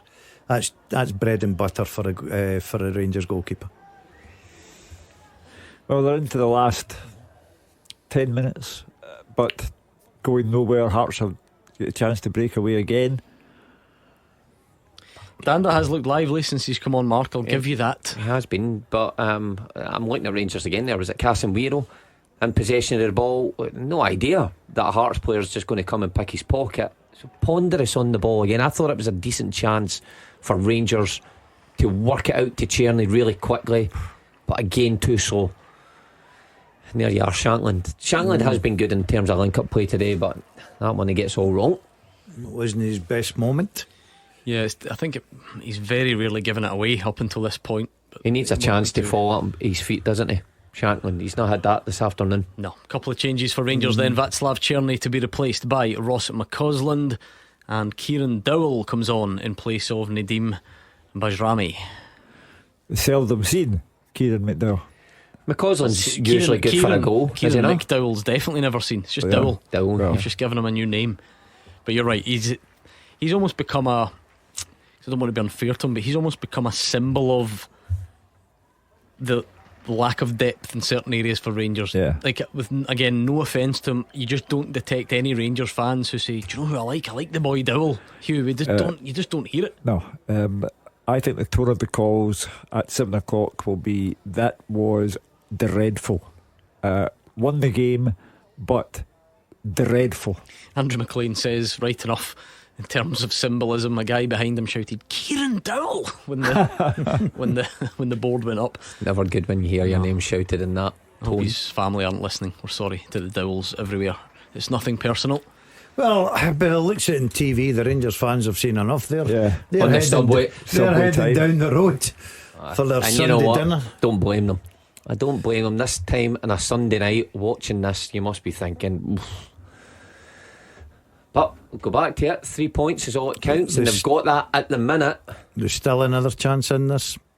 Are there still another chance in this? Well, there's a ball into the box, but Shankland can only produce what looks like a clearing header. But there's going to be a throw in down by the corner. I don't think Hearts have got a long throw expert. Our man that we fell hard for him on the opening day of the season. Where is he? Taylor. Still, he's injured, long-term injury. Is he? He'll be back. Oh, are you sure? He was poor after that. He'll be back. You mark my words. Remember up at Dens Park? Oh my goodness! He was just finding his feet in a new ground. He was finding really a new pair of boots. Well, Penrice has came across. Do you know what? I think James Penrice can actually. He's going to launch I think he can, and he's given it the old drying the ball. Well, Rangers have got decent height in there, so you fancy them to defend this. It's okay. It's front post. It's going to be a corner. That wasn't particularly long there, was it? That was a waste of a run. Did you hear that shout from your former teammate Lee Miller? We've spoke about how you saw young Lennon and you were round about when he was born and all that. I don't mean you were like in the room or anything. I missed it in that. Lee said that Lennon was drying the ball with his t-shirt when he was 2 because he had spotted people doing it on the telly. Oh, was he? So just trying to imitate the footballers. So he says it was quite a lesson to pick up. Footballers are role models. Everything they do on the screen is imitated. Here's Rangers in the final minutes of this game, and they're holding on for grim death. That's been a poor second half. Penrice coming again for the non-long throw. He's going to dry the ball. I think you're being a touch harsh. I think he at least got it to the front post, which is all you're really looking for that flick on, though, aren't you? Yeah. Not everyone's Kofi Balmer who aims for the back post. I don't think he's getting this to the front post. No, that area though, where they all congregate in front of the 6-yard box and then try and flick it on. Come on, prove us wrong. Let's see. Oh, look at that. That's not bad. I think that's okay. I'll tell you what, it caused some issues. They're looking for a penalty. Oh, handball, say Hearts. So that's a handball, says Frankie Kent. Matthew McDermott says corner. He's not believing I that. think it comes off as it's Suter and on his own hand, which then I don't even think Kent believes. it's Balogun. Yeah. I really don't think you're getting. You can't get that, can you? If you hit it onto yourself. No, you can. Can you? Balogun sort of falls over. He kicks it with his heel, and then I think it hits his own elbow. It looks like play will go on. Quite difficult to do that as well. A very strange episode. But I don't think you're ever getting a penalty for that, and that is a dreadful corner from Hearts. How frustrating would that be?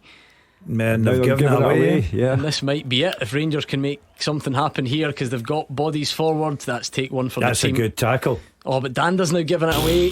Here comes Kieran Dowell. It's 4-on-4.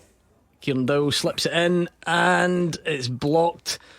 And what an end to this one. Frantic stuff. Danda doing? Oh, again, what Rangers, what an opportunity it was there. Dowell just slowed everything down. And who was it was coming on to it in the middle of the box here? Again, taking too much time. It's a good opportunity for Rangers just to wrap up the 3 points. That's Danilo. It's pretty. Even pretty at that, it's all toothless. very tame, isn't it? It's not like.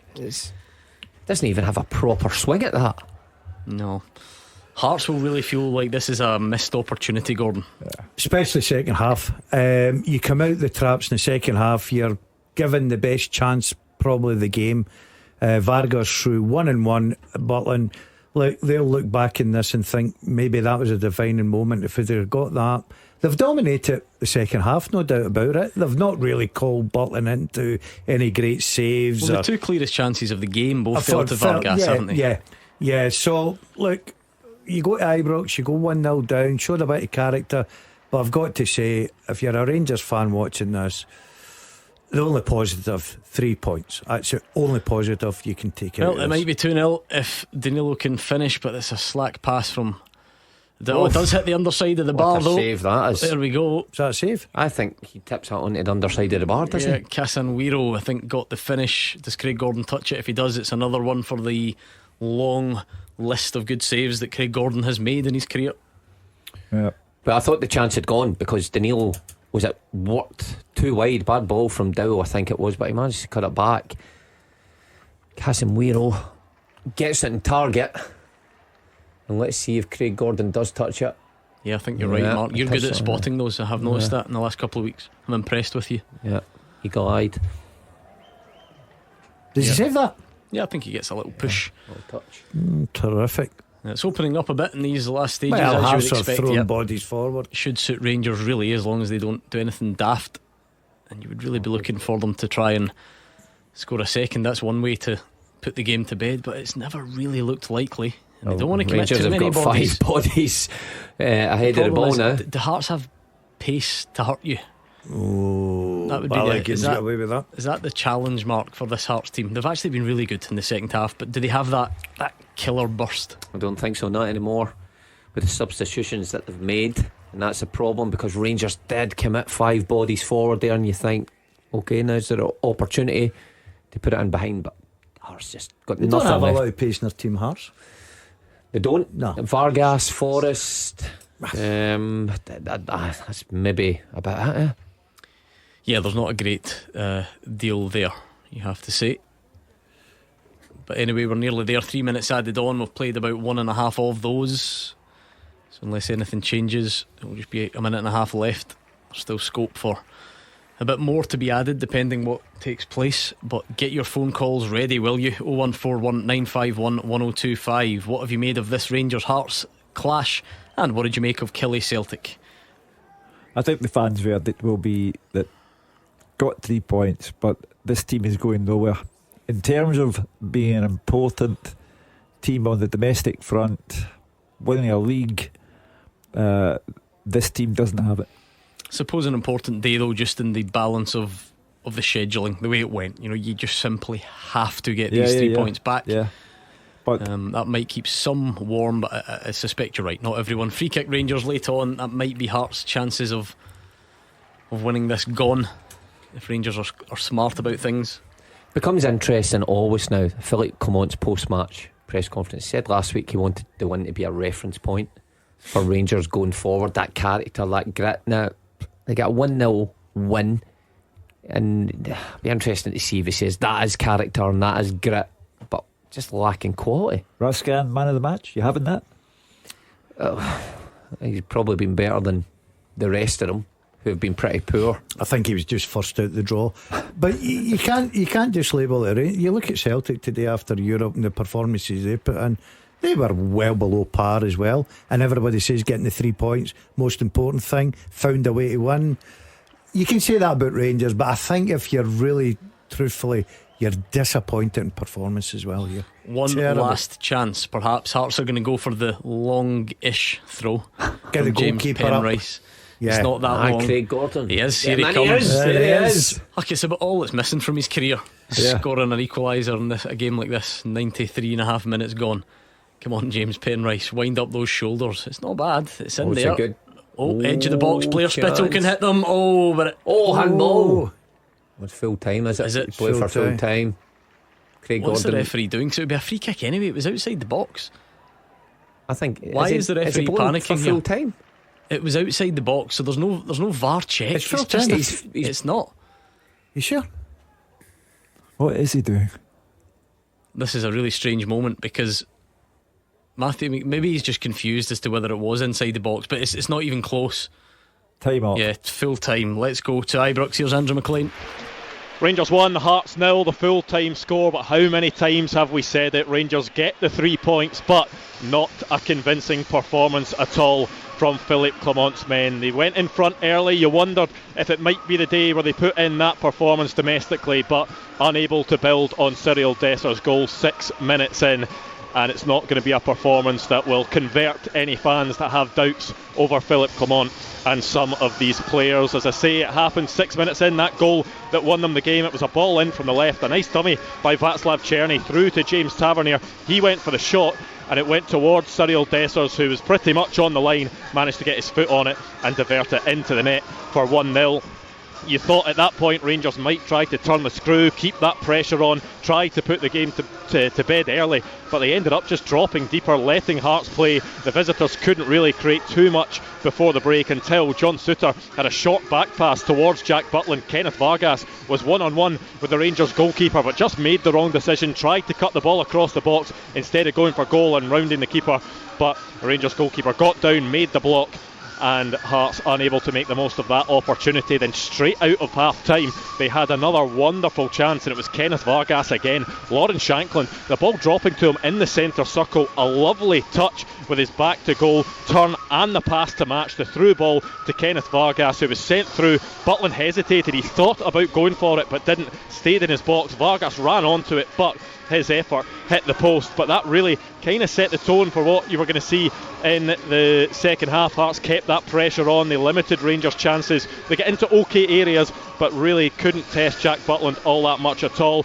The restlessness for the Rangers fans really started to creep in when there was a few slack passes, but it really came to a head when Philippe Clement decided to make some changes. One of those, Connor Barron being substituted off, Dujon Sterling coming on, and all four of the stands inside Ibrox booing that decision from the Rangers manager. Hearts continued to be the better side after that, right up until the end, launching the ball into the Rangers box up until the dying moments, really just couldn't find that equaliser. Rangers had one late chance, Casemiro with a shot that was tipped onto the bar brilliantly by Craig Gordon. The Rangers fans now out applauding the supporters, those who are left in the stadium, but not a performance that these fans are going to remember for a long time. The full-time score here at Ibrox, Rangers 1, Hearts 0. Okay then, what did you make of that? 01419511025. Did you go to Ibrox, so you're heading out? What did you make of the performance and the result? Maybe you watched it on the telly like us. Either way, do get involved. Of course, it is 3 points. Rangers needed those 3 points because Celtic and Aberdeen won this weekend. So is that all that matters to you? Or again, are you looking for that level of control, a bit more attacking intent, a bit more entertainment, Rangers fans?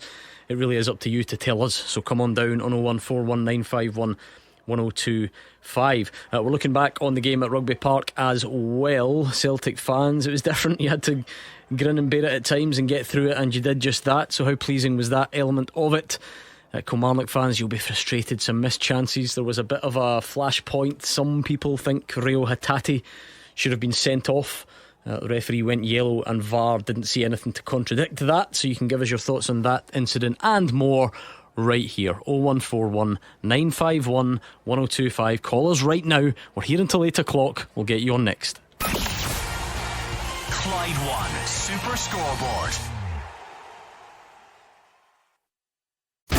Clyde 1 Super Scoreboard podcast with Lookers Audi.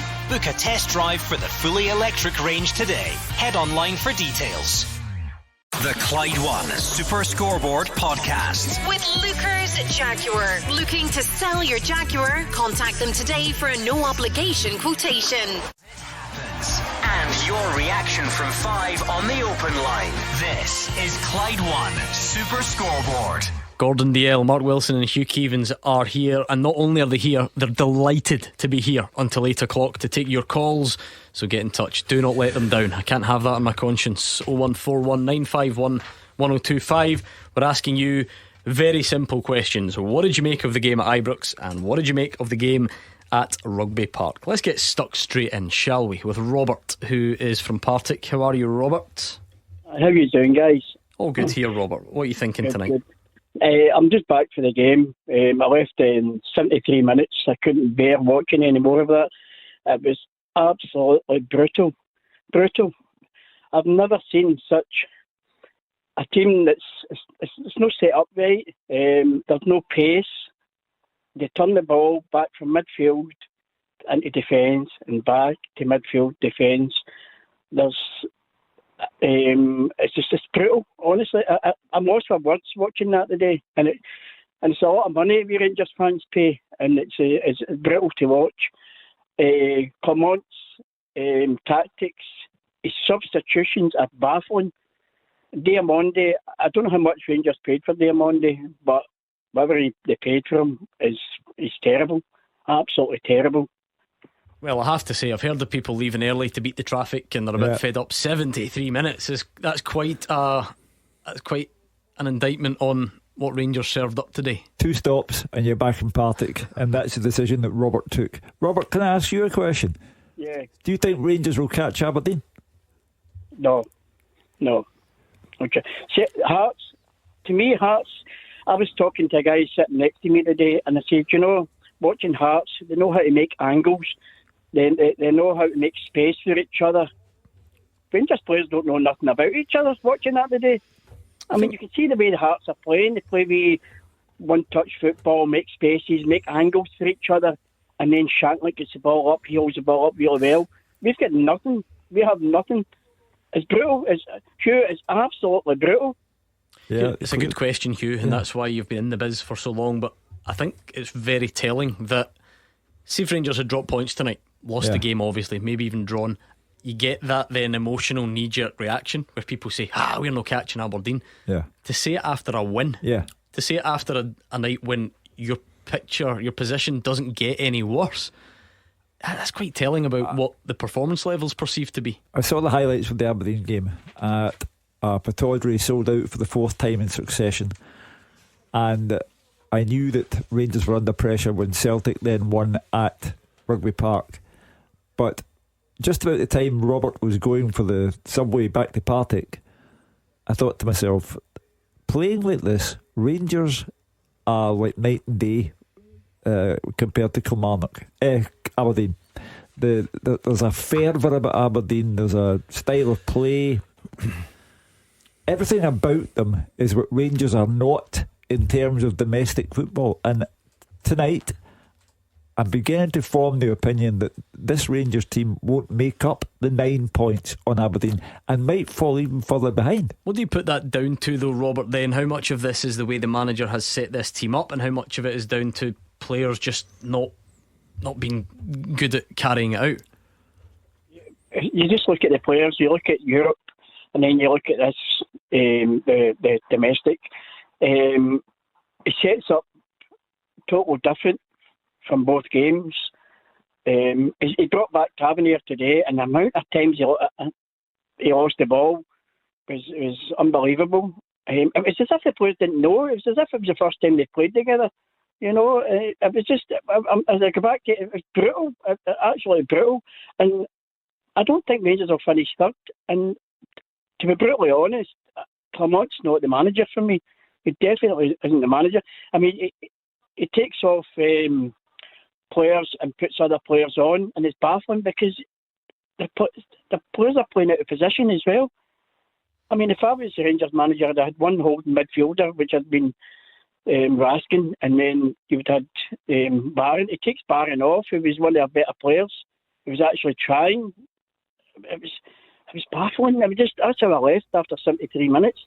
It was brutal. It was really, really brutal. Yeah. Is that the earliest you've left when you've been winning, Robert? Yeah, Just out of curiosity. That's the earliest. I mean, you'd be hard pushed to go earlier than that for a win, Gordon. Yeah, well, I don't think Robert would be alone. If I'm totally honest, look, it's very hard for us to sit here and say, right, okay, like yesterday, but it's different because it's Rangers. Motherwell won the game. We had a caller, it was going off his head about the entertainment, but we're talking about Rangers here. We're talking about the amount of money. They're talking about the wages, everything about it. Rangers fans deserve better. Yes, the most important thing, win the game.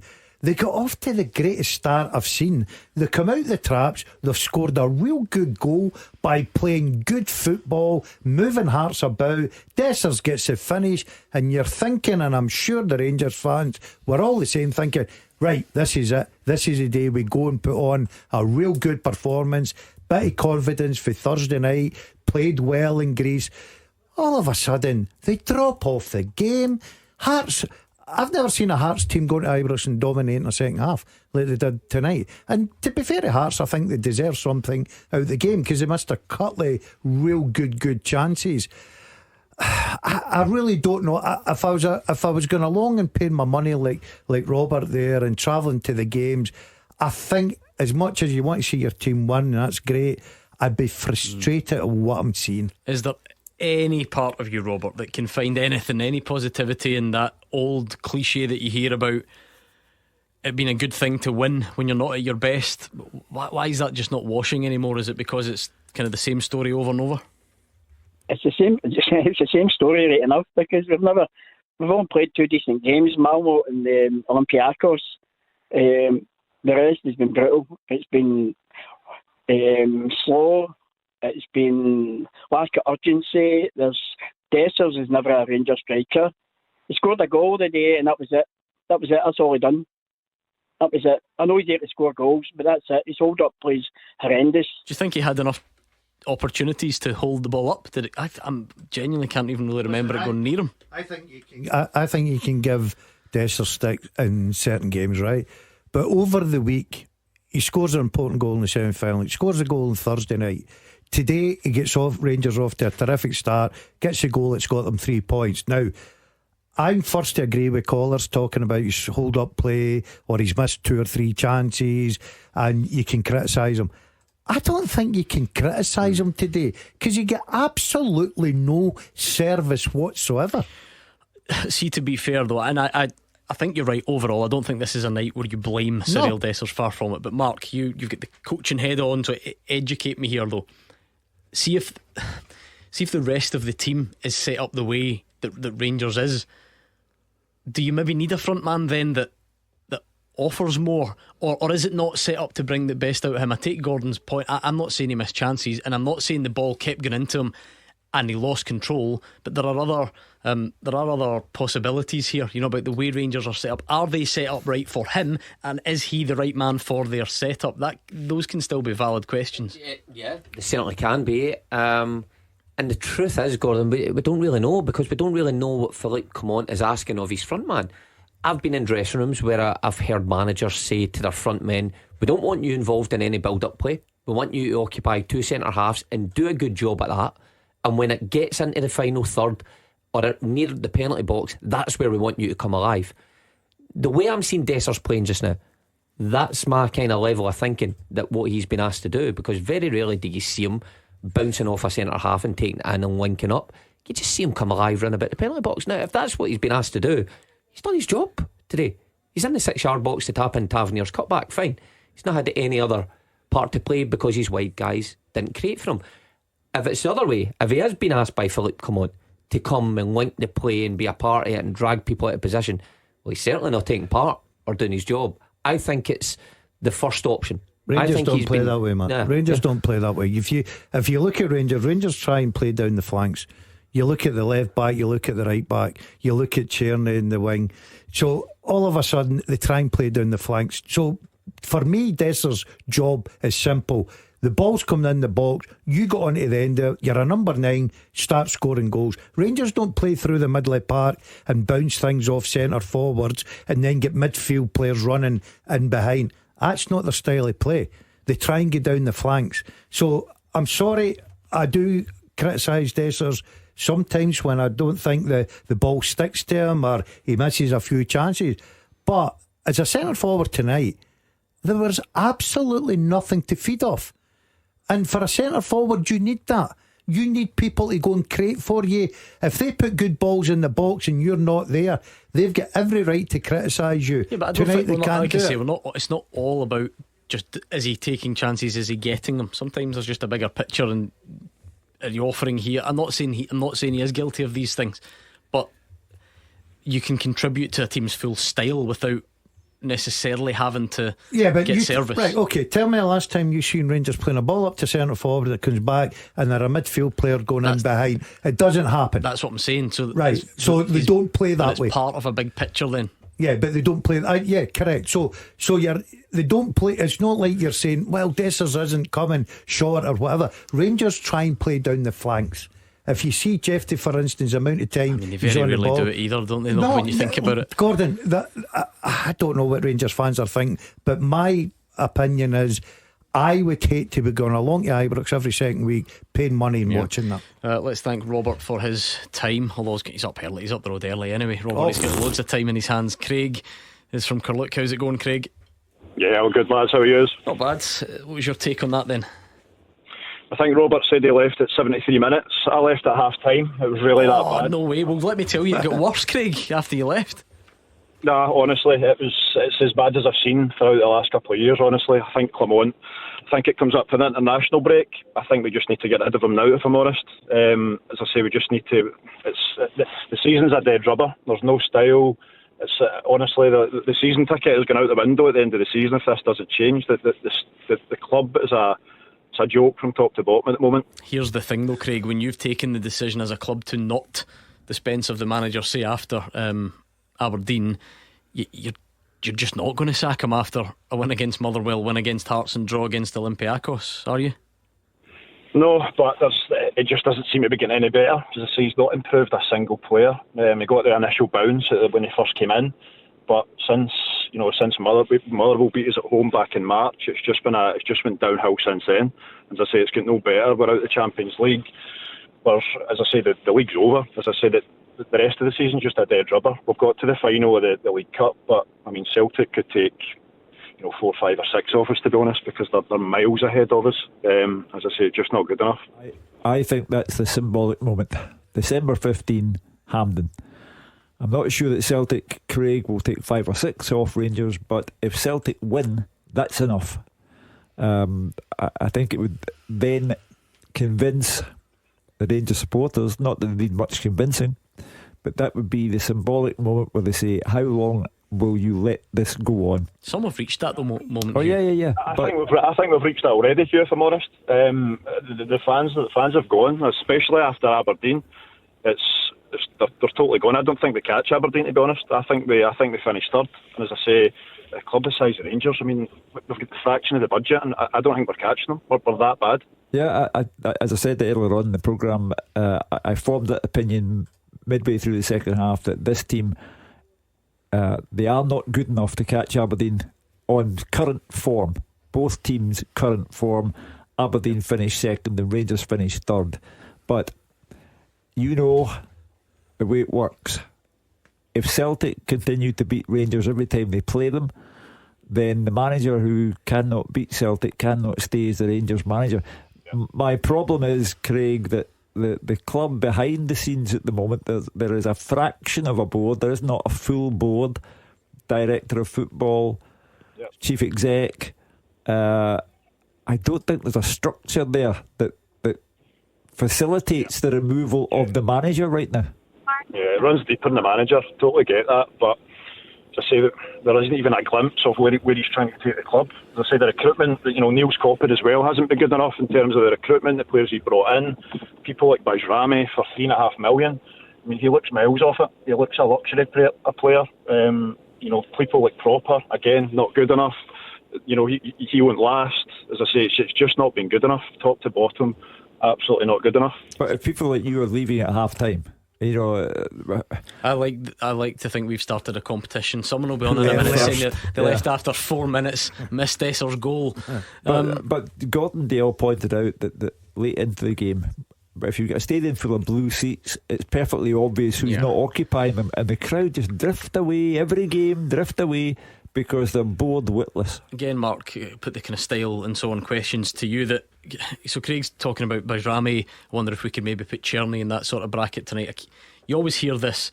It's a very simplistic explanation that, well, there's more space in Europe, so these players flourish, and there's less space domestically, so they don't.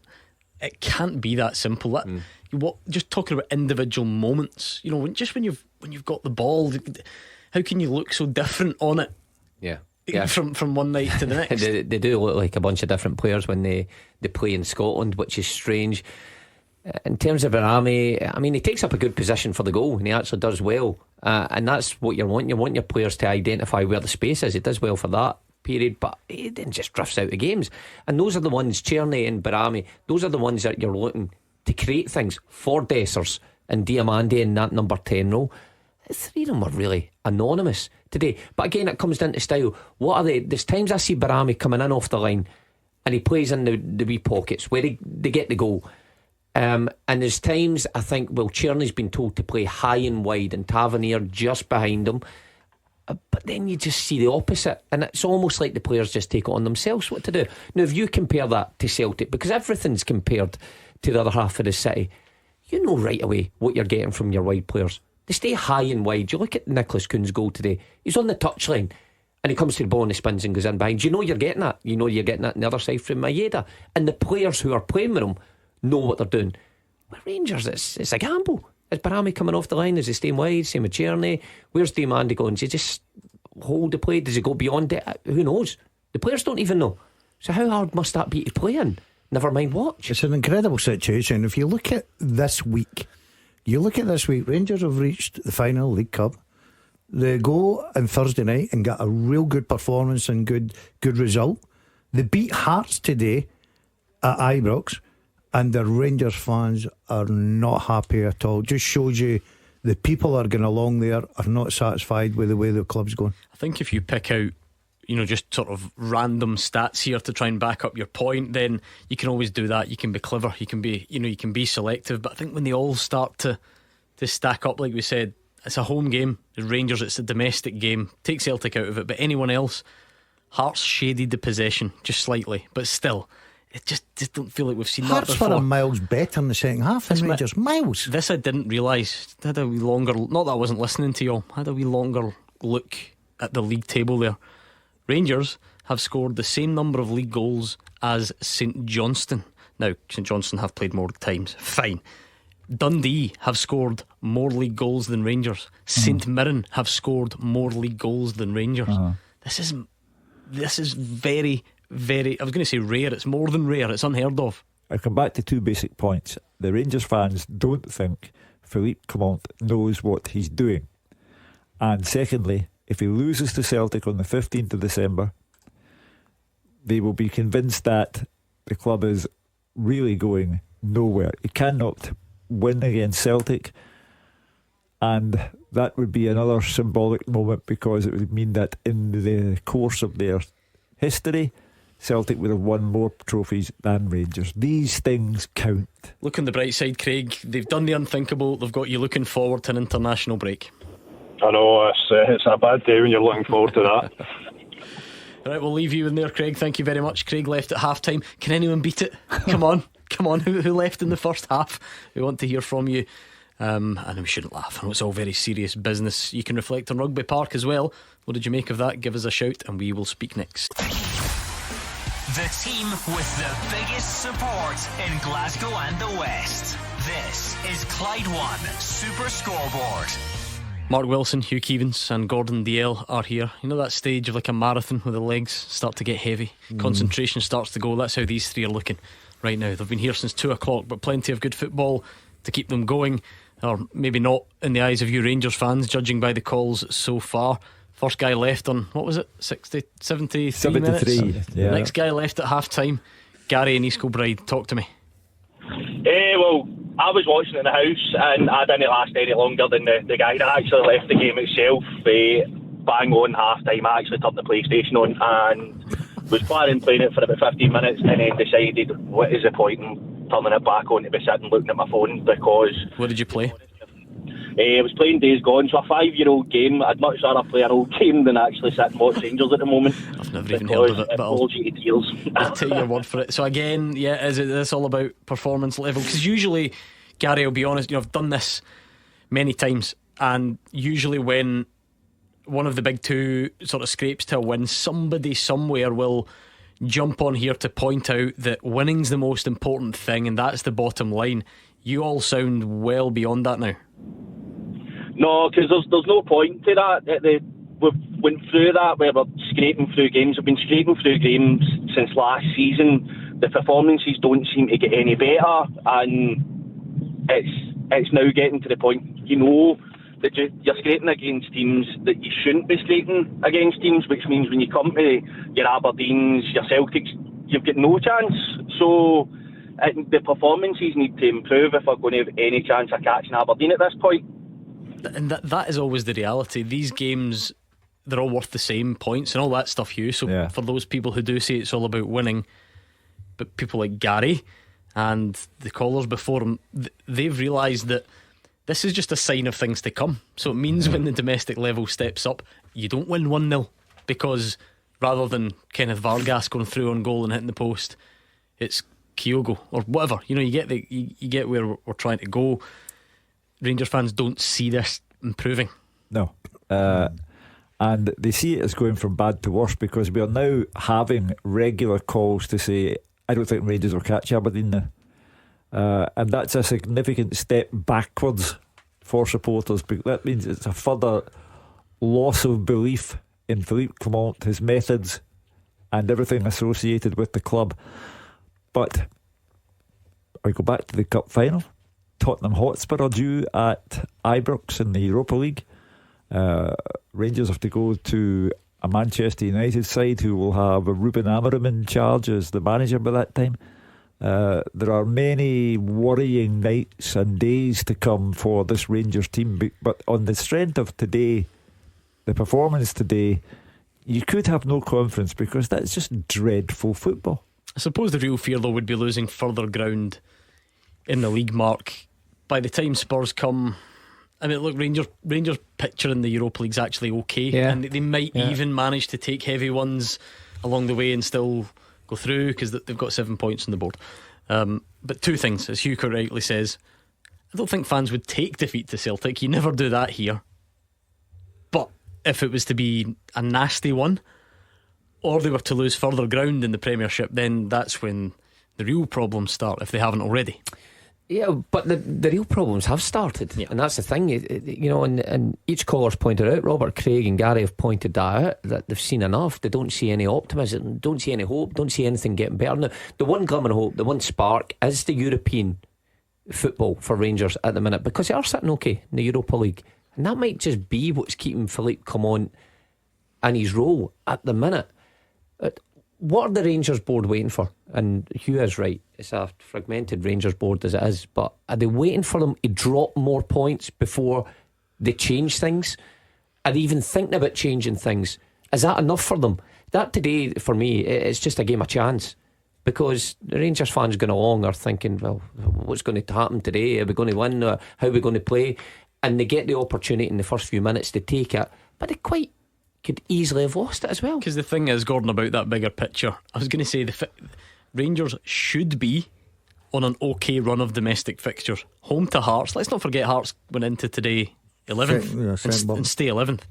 Home against Dundee United, away to St Johnstone, home to Kilmarnock, away to Ross County. That's not a dreadful run, but the problem is, not only are people doubting that they'll win them, they certainly don't look like winning any of them well. If you're on, like I say, if it's home against Hearts, home against Dundee United, fans want you to win it with a bit to spare. Yeah, and that's the problem. You're under pressure when you get to cup final, you've got a good result in Europe, you've won today at home, and the fans are not happy. They're leaving their droves. People are leaving at half time. people are leaving 70 minutes, people are switching off. It's not a good sign, Gordon. I don't know where Rangers go from here. I'm sure there'll be fans out there are sitting waiting to see, as Hugh touched on, 15th of December in the cup final against Celtic. He's not beat Celtic yet, and the way this Rangers team look now, it's not going to happen soon. So I have no idea what the board's thinking, and maybe it's just a fact of saying, look, we've believed in this guy and we're going to go with him, and hopefully it'll turn. Gary, is it all down to the manager? Are there players there that are not pulling their weight? What's your thinking on where it's going wrong, if that's the right question? There's a bit of both. There's obviously players that aren't performing to the level that they should be, but also I don't think the formation helps. He's sticking to this 4-2-3-1 too rigidly, to the point that I don't think we've got the players to play that sort of formation. For that formation you need pacey wide players, and we don't have that. So instead you've got Barami, who I think would look better in the middle, cutting inside. You've then got Cherny on the right hand side, a left footed player, so he cuts in, so it narrows the game. And when you're playing against two banks of 10, that's never going to work. In the league, we're always going to be sitting against teams that are looking to sit back and hit us on the break. So that doesn't work. It works in Europe because teams come out and we can hit them on the counter attack, but it doesn't work in the league, and that is how we keep getting these turgid displays. Yeah, Mark, then you've got a personnel issue there. What's the recruitment strategy? Yeah. Have wrong players been identified, or have wrong been brought in? Because even if you were a real optimistic Rangers fan who thinks we're all been over the top of the criticism, you would defy anyone to call and say they think there's a lot of genuine pace in that Rangers team. Yeah, there just isn't. Look, the style of play is down to Philippe Clement. He's been given a couple of windows to get things right, to bring in people he wants to suit his system. He's obviously a fan of that system. Two holding midfielders. Well, you're obviously wanting to control the middle of the pitch and control possession in that area. I'm looking at today. Did they do that today? Far from it today. Did they do it against Aberdeen? Not a chance, did they? So they're losing that battle. Do they get enough bodies in the box going forward? No. Quite often it's just Dessers that's in there and he's fighting with two centre halves. And you've got two defensive midfielders. So I can understand what Gary's saying about the system and the style. He's stuck to it, but it is boring. He's right. You do need quick players in the wide area then to isolate them. You do need full backs that will join in, because you've got your two that will sit there and defend in midfield. It just doesn't piece together for Rangers. Such is the mad nature of the rivalry here. If Philippe Clement was somehow to win the Premier Sports Cup final on the 15th of December, he's good to go for the remainder of the season, because the fans wouldn't care about the football being dreadful. If they could beat Celtic and win a cup as a consequence, that would do him for a while. Yeah, I think obviously it helps, but they did win the League Cup last season. It only lasts so long. And that's the puzzling thing, Gordon. When he won that trophy, he wasn't that long inside the door at Ibrox, and I said at the time, and I'm openly admitting it, I've admitted it to you before, I thought he was a serious man for serious times. Since winning that League Cup, he has diminished as a force within the club.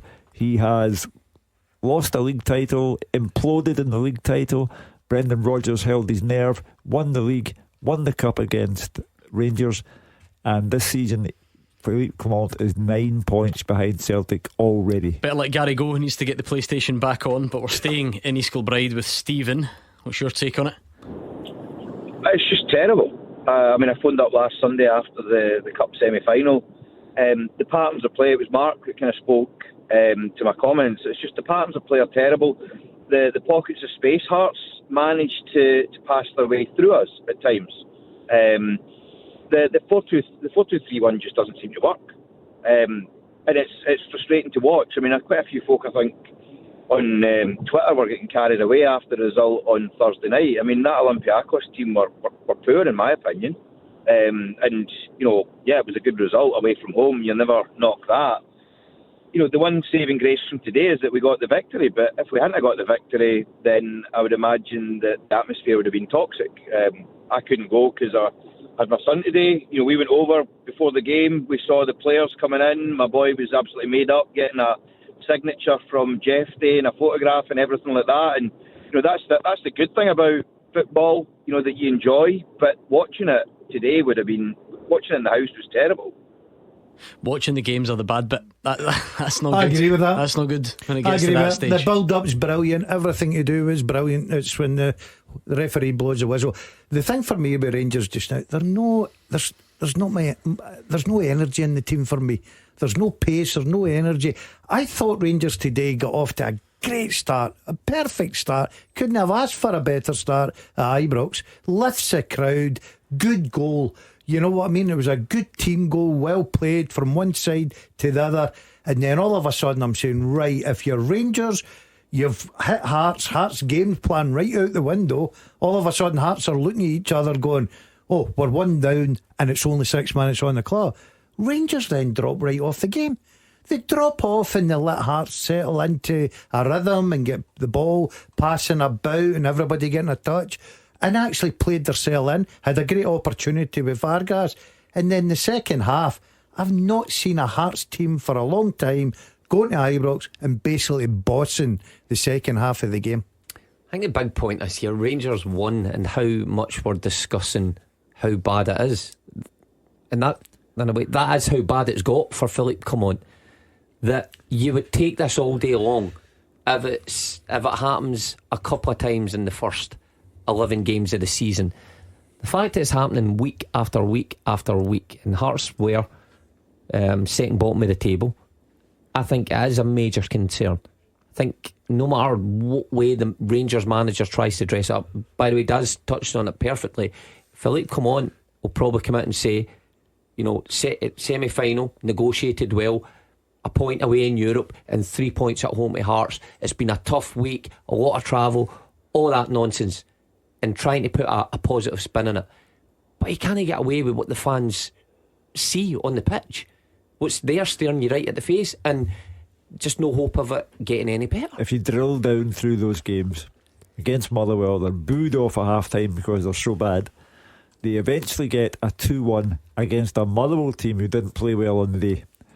Then they go to Athens, and as the caller on the line said, Olympiacos, to his way of thinking, did not look like a good team. That's not to distract from what Rangers did, but the fans are looking at the games and they understand what they're seeing, and what they saw today, they're unwilling to cut the manager or the team any slack, because what they saw today they think is unappealing. I always feel like, Stephen, that there's never quite that follow-up. To be fair, you said you weren't as pleased with Thursday night as others were, but still there was this feeling that, well, you know what, maybe this Raskin and Barron combo, maybe that's the one to take Rangers forward. And then it gets to the next game and it never really seems to come to much, performance-wise anyway.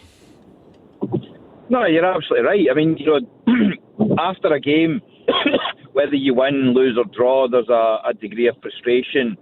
But then the next game comes along and you're excited again. You've got that buzz, you've got that anticipation. And then quite quickly you realise that you're going to be frustrated and disappointed again, even if the result is a 1-0 victory. But it's a 1-0 victory against the second bottom team of the league who have been struggling this season. After the first game of the season, we were like, oh, it's a good result, a tough game away to Hearts. And then you see the way Hearts followed that up. My frustration is more about the way that we're playing. Mark said, you've got two holding midfielders. Why are we playing with two holding midfielders at home to Hearts? Why are we playing two holding midfielders at home to anybody? Why are we're not dominating possession. We're not creating lots and lots of chances. You quoted the statistics about the goals scored. The goals ratio so far this season is dreadful. And it's because we're not playing entertaining football. We're getting so far up the park and we're getting there slowly. It's a kind of labour to get to where we're getting on the park, and then we're playing against a brick wall. You talk about pace, the directness of the play. You get so far and then they cut back. I'm saying to my son, Hugh just mentioned it there. Guarantee that Clement will say, we never get back until late on Friday afternoon from Athens. The players were tired, blah, blah, blah, blah, blah. it's a 5 o'clock kick-off tonight, you know, so the players had a couple of days to recover. You know, should have a big enough squad to cope with results and performances, but we're not seeing any improvement. We're seeing no improvement whatsoever. Thank you very much, Stephen in East Kilbride. Let's hear from Neil Critchley, his thoughts on the 1-0 defeat for Hearts. We got off to the worst possible start, obviously. We were too tentative at the start. Rangers scored. I think we grew into the game, but their best moments probably came for us giving the ball away in the mid-third of the pitch in the first half when he broke on us. But we controlled a lot of the game. We had obviously a big chance right after half-time, and I felt that if we'd have taken that with the feeling around the ground, it maybe the game would have swung even more in our favour. I think second half we've controlled the game, pushed Rangers back, and we've had nearly moments, but I don't want us to be a nearly team. People keep saying, oh, good performance, but I don't want that feeling. Good performance is about getting points and winning games, and we should have got something from that game today. You know you're not going to get loads of opportunities, although if we would have made better choices, made a better pass, better crosses, we'd have created more. We failed in the last moment, and that's what let us down on Thursday night, and that's what's cost us picking up at least a point today. So the thoughts there of Neil Critchley, and if you want to hear the thoughts of Philippe Clement, stay right there and we'll get them next. The winning team all season long. This is Clyde One Super Scoreboard. Into the final part of tonight's Clyde One Super Scoreboard with Hugh Keevins, Gordon Dalziel and Mark Wilson. There is still time to reflect on the game at Rugby Park if you fancy it, but there seems to be an appetite, shall we say, for reflections on that Rangers performance. They did win the game, in case you're just joining us, but the mood around the performance doesn't seem to be a very happy one. Is that right, James in Hamilton? Yeah, how you doing? Hi guys, how you getting on? Good, thanks. This must be a bit different, eh? 7 days a week, Rangers fans moaning in your ear. Unbelievable. Living the dream. Yeah, so literally I agree with every caller that's came on tonight, basically, just after the game, in relation to the performance. It's poor, and it's been poor for a while, but my main point, and the only really point I want to make tonight and to get your guys' views on, is what is happening with Yanis Hadji. We need a creative midfield player. Diamande obviously didn't have a great game. We made 5 substitutions, and Kieran Dowell went on. Yanis Hadji's sitting there on the bench. You know, since coming back, obviously, in the early part of October, when he did come on for that game, I think he came on around about just after half-time, you heard the crowd. It was at Ibrox, right? You heard the crowd, the reaction that everybody had. We were delighted to see him, a creative player, somebody that could potentially make the difference in this squad. And since then, a couple of games, you know, in the squad, a wee 15-minute appearance at an Aberdeen game that we were losing. This guy's had more time on the field for his national team than he has for Rangers. What's going on? Like, what is actually happening with Yanis Hadji? You are therefore left to draw only one conclusion, James, and that is the manager doesn't rate Yanis Hadji. He makes strange decisions. The booing was audible when Conor Barron was taken off today. He's prone to making strange decisions.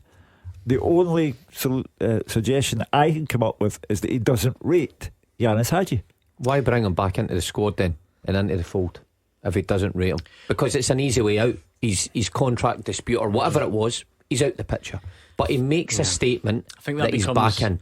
Does that become a properly shambolic situation? Where now it might just be minorly shambolic, but when you're in a bad place and you're literally like sending someone to a place where they can't even contribute in any way. I know he's contributing a small amount, but they had to sort something there, didn't they? Well, did they? Because he was, for me, the decision was already made. The questions were already fired at come on, and it was the way. Now he's back in the squad. I take the point. Like, he clearly doesn't rate him that highly. But to be fair, James I tell you where Hadji was. Hadji played in the Rangers B team against Partick Thistle reserves on Tuesday night, and he scores the first goal. And did he shine? Not particularly. But I'm a Hadji fan. I think he can contribute to that first team. Maybe it was just the occasion on Tuesday night that, we've all been there. We all fall into that kind of malaise when you go into some of the games. The sight of you in the touchline. Exactly. No thanks. I don't want to be part of this. But I think he can contribute to that Rangers team. You're lacking creativity. I think that's the point, Gordon. I'm always conscious of this notion that the players become better when they're not in the team. Maybe Yanis Hadji is not as good as some Rangers fans think he is. Maybe Philippe Clement sees him every day and doesn't think he can contribute. However, I would respect James to jump in and say, can it be much worse than what we're seeing currently, even if that is the case? The thing about Hadji for me, I don't know if he's going to be the answer, right? Because I think you say it correctly there, Gordon. You become a more important player when you're not in the team. Everybody wants you back in. But the one thing Hadji can give you is what Rangers haven't got. Something a little bit different. He's a very skillful player. He can create. He's, an international footballer. I agree with Mark. I think there's something about him. It's just a case. There's a lot of questions there for the manager. What's he doing with Tavernier? He leaves him out, the captain, takes him off in the semi-final, then he puts him back in today, subs him today. You're not telling me this afternoon that Doyle coming on is a better option than Hadji for me. I suppose that's it then, James, isn't it? Because even if Yanis Hadji is not quite as good as you hope he's going to be, is there still a theory there that he would be a better option than some guys who are playing? He would be, right, because Diamande, he's not an actual 10. I think everybody in Ibrox can tell that he isn't a 10 for the creativity that we need. He's a engine, you know what I mean? He runs at players, he tries to disrupt the play, so on and so forth, right? Some guy just mentioned earlier, we're playing with two holding midfielders. That's where he needs to be, right? Obviously Raskin and Barron, they hold that at the moment, right, because of the performances that they've been putting in is great. However, when you get Hadji there and you're trying to get him back into the squad, get him back up to match fitness, obviously we've got an interest, right? He's playing in the B team, like Mark said, so we want him to be running about the squad. But again, you said Philippe Clement doesn't have an interest in him, doesn't rate him, whatever. Why is he playing international football? He's not starting. He's been subbed on when this guy's only played, less than 90 minutes for his club team in the last year. It doesn't make sense to me. Someone's seen something. They rate Hadji quite highly internationally. I know his dad and so on, whatever. But he's still playing. He's still contributing to these games, assists, so on, whatever. Just one last point. Just wondering whether or not you think the red card has really sort of caused an impact with Clement. Obviously, he came on, right, got the red card after the foul decision. Do you think that's maybe the reason why he doesn't trust him anymore? I mean, my reaction that night, I seem to remember Clement being quite sympathetic and feeling quite sorry for him. I don't know, Hugh, do you think there's anything in there? I tend to take the view that if Philippe Clement can look at that game today and think Hadji can do nothing for me, there's something wrong with Clement's judgment. Yeah, I think if you're a sub today for Rangers and you're looking at that and you're watching who's going on in front of you, I think you think to yourself, I may be well down the pecking order here. On the phone to your agent, aren't you? Yeah. Get me out of here in January. 100%. Right, okay, let's squeeze one more in if we can. We'll make it snappy. Justin, what's your point tonight? Guys, you've just took my whole point right off me. If Clement is sitting watching that game for the dugout tonight and thinking Yanis Hadji, can he bring anything on to it? Can he bring anything more to this than is going on in the park? I'm astounded. I don't understand Barron coming off. Surely a 21, 22-year-old boy can play 2 games in 1 week. It can't be to rest him. And we bring Kieran Dowell on and a defensive midfielder when we're at home attacking, or should be attacking. That tonight and today is everything for me and a lot of Rangers fans that's wrong with this Rangers team and wrong with Clement.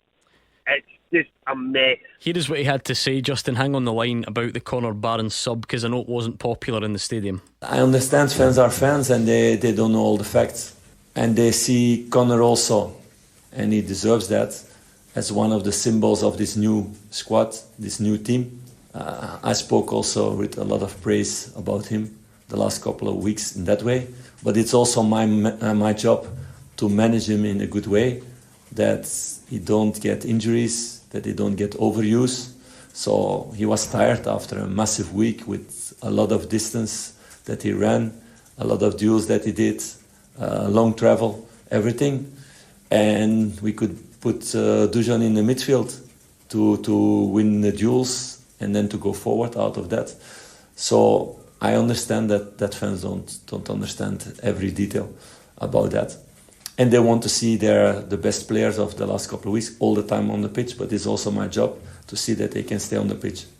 I think the fans would be more disappointed if he was injured at the end. You fans don't understand, Justin. No, what we don't understand is weakening the team with 15, 20 minutes to go when we've hardly been out of our own half for the full second half.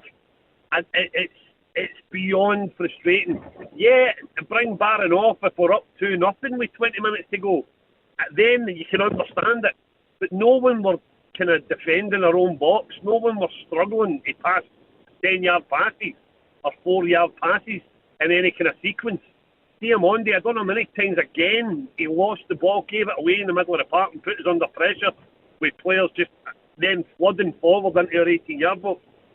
It just didn't make sense. And like you said, if Hadji can't get onto that park with the lack of forward momentum that we had in that second half, then I feel sorry for Hadji massively if he's got to sit and watch that and not get a chance to come on and make a difference.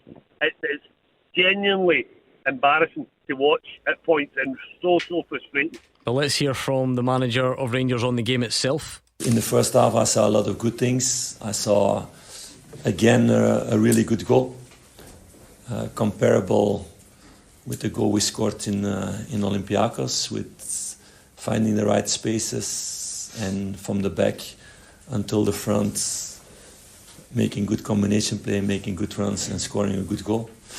We missed then in the first half to score the second goal and to kill the belief of the opponent. What we wanted to do in the second half, you come out and after I think 30 seconds or 1 minute you make a mistake and you get a ball against the post in that moment. And after that it went up and down with more downs than ups in our game, and we were too sloppy on the ball and not making the right choices like we did in the first half. And that way Hearts came more in the game without really creating good opportunities. But they stay in the game because it's only 1 goal difference. Well, I always factor in that English is not the man's first language, but what he says now after games is repetitive and the fans don't understand it, and he's rambling. The Conor Barron one, Mark, again, it's like if you're him, I don't think even when pressed on it he would back down, because that's the way these managers sometimes live their life. They are looking at stats, they are looking at numbers. They do think Conor Barron needed a rest or whatever. It's just his fans just don't really want to hear it, I think. When it's a key player and you're looking to keep control of the ball and he's probably your best option in that area, he puts a lot of emphasis on sports science. Sports science has a lot to say, and I suppose he has to back up what he said about the injuries. He has to take care of the injuries. Maybe that's fine away now. Better he's getting, consistent selection in terms of players not being missing for long periods of time. I don't know, but if it was me, I would keep on my key players at that time, and Conor Barron has been a key player for him. I don't think would replace him with a right back in Sterling. I know Sterling's played midfield before, but at home I don't think I would have went there. But it worked out, they got the 3 points, so maybe he thinks that's job done. Yeah, sometimes it baffles me a little bit. I'm fed up listening to him talking about new squad, new team. They're 9 points behind Aberdeen. Aberdeen have got a new squad, new team, and a new manager at the start of the season, so don't make that as an excuse. Look, the positive today for Rangers, 2, they won the game and they got a clean sheet. So the Rangers fans aren't happy with the performance, and I totally agree with them. We are back tomorrow to take a look back on all of the weekend's biggest talking points with Andy Halliday and Roger Hanna, so make sure you join us from 6 o'clock. It's been a very, very long Sunday, but thanks for staying with us, for calling, tweeting. Enjoy the rest of your Sunday, and we will speak to you tomorrow night. So much to get through when you look back on the day that passed there. We had Celtic kicking it off against Kilmarnock down there in Ayrshire, and then we had Rangers winning the game, but less than convincing if these calls are anything to go by. Big wins for various teams over the weekend, talking points, VAR drama, the whole lot. We'll do it tomorrow. Enjoy your Sunday. Clyde One's Super Scoreboard podcast with Lookers Audi. Book a test drive for the fully electric range today. Head online for details.